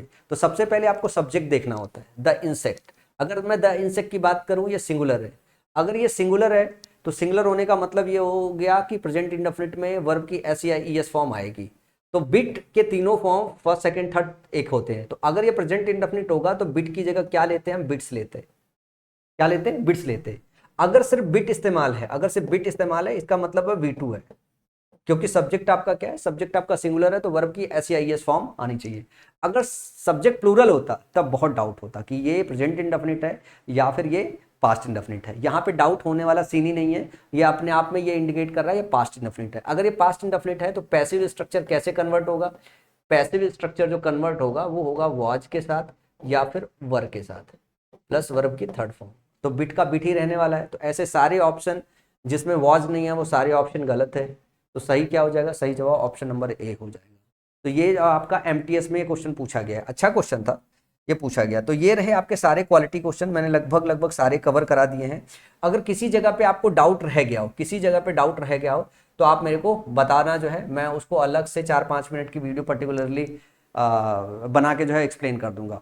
देखो जो डाउट होने की जगह है वो थोड़ा सा डाउट होने की वो जगह है जब एक जगह फाइनाइट वर्ब आता है, दो फाइनाइट वर्ब आते हैं, तो एक बार दोनों फाइनाइट वर्ब को कन्वर्ट करना होता है, और एक बार ऐसा होता है कि फाइनाइट वर्ब आपका जो है जो दूसरे वाला सेक्शन है वो नाउन क्लॉज हो सकता है या वो रिलेटिव क्लॉज हो सकता है, समझ रहे हैं ना, वो रिलेटिव क्लॉज हो सकता है, वो नाउन क्लॉज हो सकता है, एक्स्ट्रा रिलेटिव क्लॉज हो सकता है। तो नाउन क्लॉज नहीं बदलता है, रिलेटिव क्लॉज नहीं बदलता है, एक्स्ट्रा रिलेटिव क्लॉज नहीं बदलता है, तो इसमें डाउट होना तो लाजमी है। लेकिन अगर आप इस बात को समझते हो कि वर्ब कैसे कन्वर्ट होता है एक्टिव से पैसिव वॉइस, तो वो सारे क्वेश्चन भी बहुत आसान थे जो है क्वेश्चन सॉल्व करना। एक ही फाइनाइट वर्ब देख के ऑप्शन एलिमिनेट करके क्वेश्चन सॉल्व हो गए हैं। तो आपको एक्टिव पैसिव वॉइस सॉल्व करते वक्त सिर्फ इस बात की ध्यान मतलब इस बात की जानकारी होनी चाहिए कि वर्ब्स कैसे बदलता है। अगर मतलब पैसिव स्ट्रक्चर और एक्टिव स्ट्रक्चर का कॉम्बिनेशन है और एक्टिव से पैसिव में कन्वर्ट कर रहे हो तो पैसिव स्ट्रक्चर बना रहता है, उसको नहीं बदलते। ये बहुत छोटी छोटी बातें अगर आप ध्यान रखोगे तो एक्टिव पैसिव वॉइस के 100% क्वेश्चन को आप सॉल्व कर लोगे। अगर आप मेरे साथ मेंस बैच की तैयारी करना चाह रहे हो तो मेंस बैच की तैयारी करने के लिए आप आज के दिन ही मेरा जो है उज्ज्वल 135 बैच को ज्वाइन कर लो। और अगर आप 2026-27 की तैयारी कर रहे हो तो आप जो है मेरा जो है उज्ज्वल निर्माण बैच को ज्वाइन कर लो। इससे रिलेटेड एक डिटेल्ड वीडियो बनाई है, वो भी इसी जो है प्लेलिस्ट में होगी। तो किसी को उज्ज्वल 135 में क्या क्या मिलेगा, उज्ज्वल निर्माणा बैच में क्या क्या मिलेगा, जो है वो संकल्प बैच से और किस तरीके से बेहतर हो सकता है, या उसमें नंबर ऑफ क्लासेस कितनी होगी, कंटेंट कितना ज़्यादा होगा, उससे रिलेटेड एक वीडियो बनाई है। तो वीडियो जो है प्लेलिस्ट में पड़ी है, वहाँ से जाके देख लीजिएगा। तो आज आपका खत्म होता है एक्टिव पैसिव वॉइस जो है। एक्टिव पैसिव वॉइस में एक सेक्शन और बचा हुआ है, स्पॉट द एरर के क्वेश्चंस। मतलब ऐसा है कि एक तो एक्टिव से पैसिव कन्वर्ट करने को आता है और एक जो है क्वेश्चन आपका आता है स्पॉट द एरर का क्वेश्चन। जिस बच्चे के पास मेरी ये किताब ना हो, ना मतलब ये इंग्लिश ग्रामर वाली किताब ना हो, ये बच्चा ना मेरा इंग्लिश ग्रामर का किताब रख लो। इस किताब में हर छोटी छोटी बात जो है बहुत अच्छे से लिखी हुई है। तो आपके पास ना डिटेल पढ़ने के लिए इसमें बहुत सारे काम हो जाएंगे और ये किताब आप देखोगे आपका एक बेहतर हमसफर बनेगा। और ये संकल्प बैच मैं ये मान के चल रहा हूँ कि अगर किसी को थोड़ी सी जो है ग्रामर की बेसिक्स पता है तो संकल्प बैच के अलावा उसे दूसरा ना निर्माण बैच पढ़ने की जरूरत है, ना उज्ज्वल 135 बैच। नहीं, उज्ज्वल 135 तो एक्सटेंसिव प्रैक्टिस बैच है मेंस का, वो तो सभी को ज्वाइन करना चाहिए मेरे हिसाब से जब मैं उसे पढ़ाऊंगा। क्योंकि जब हम ग्रामर पढ़ लेते हैं, जब हम वोकैब पढ़ लेते हैं, जब हम कन्वर्सेशन पढ़ लेते हैं, तब हमें बहुत मिक्स्ड जो है एक प्रैक्टिस करनी होती है, सही और सटीक। तो जो ये उज्ज्वल 135 बैच है जो अनाउंस कर रहा हूँ मेंस के लिए, वो एक्सटेंसिव प्रैक्टिस बैच है। वहाँ पे आप अपनी छोटी छोटी गलतियाँ जो है जो कर रहे होते वो सीखते हो, उनको कैसे सुधारें। तो चलो आज की क्लास यहीं खत्म करते हैं। और अगली क्लास में बता दूं, अगली क्लास में मैं आपको वन वर्ड पढ़ाने वाला हूं। 200 हार्डेस्ट वन वर्ड सब्स्टिट्यूशन जो आज तक पूछे गए हैं, जिनको याद करने में दिक्कत होती है, वो लिस्ट मैंने एक अलग से प्रिपेयर किया है। वो पीडीएफ मैं आपको शेयर भी कर देता हूँ, साथ में उसकी एक वीडियो भी रिकॉर्ड कर देता हूँ कि जिसको याद करने में दिक्कत हो रही हो तो वो उस वीडियो का सहारा लेके जो है वो वन वर्ड सब्स्टिट्यूशन जो है आराम से मेरे साथ याद कर सकते हैं। तो चलो मिलते हैं अगली क्लास में, तब तक अपना ध्यान रखिए और सारे के सारे बच्चे प्लेलिस्ट को शुरू से फॉलो कीजिए संकल्प बैच की।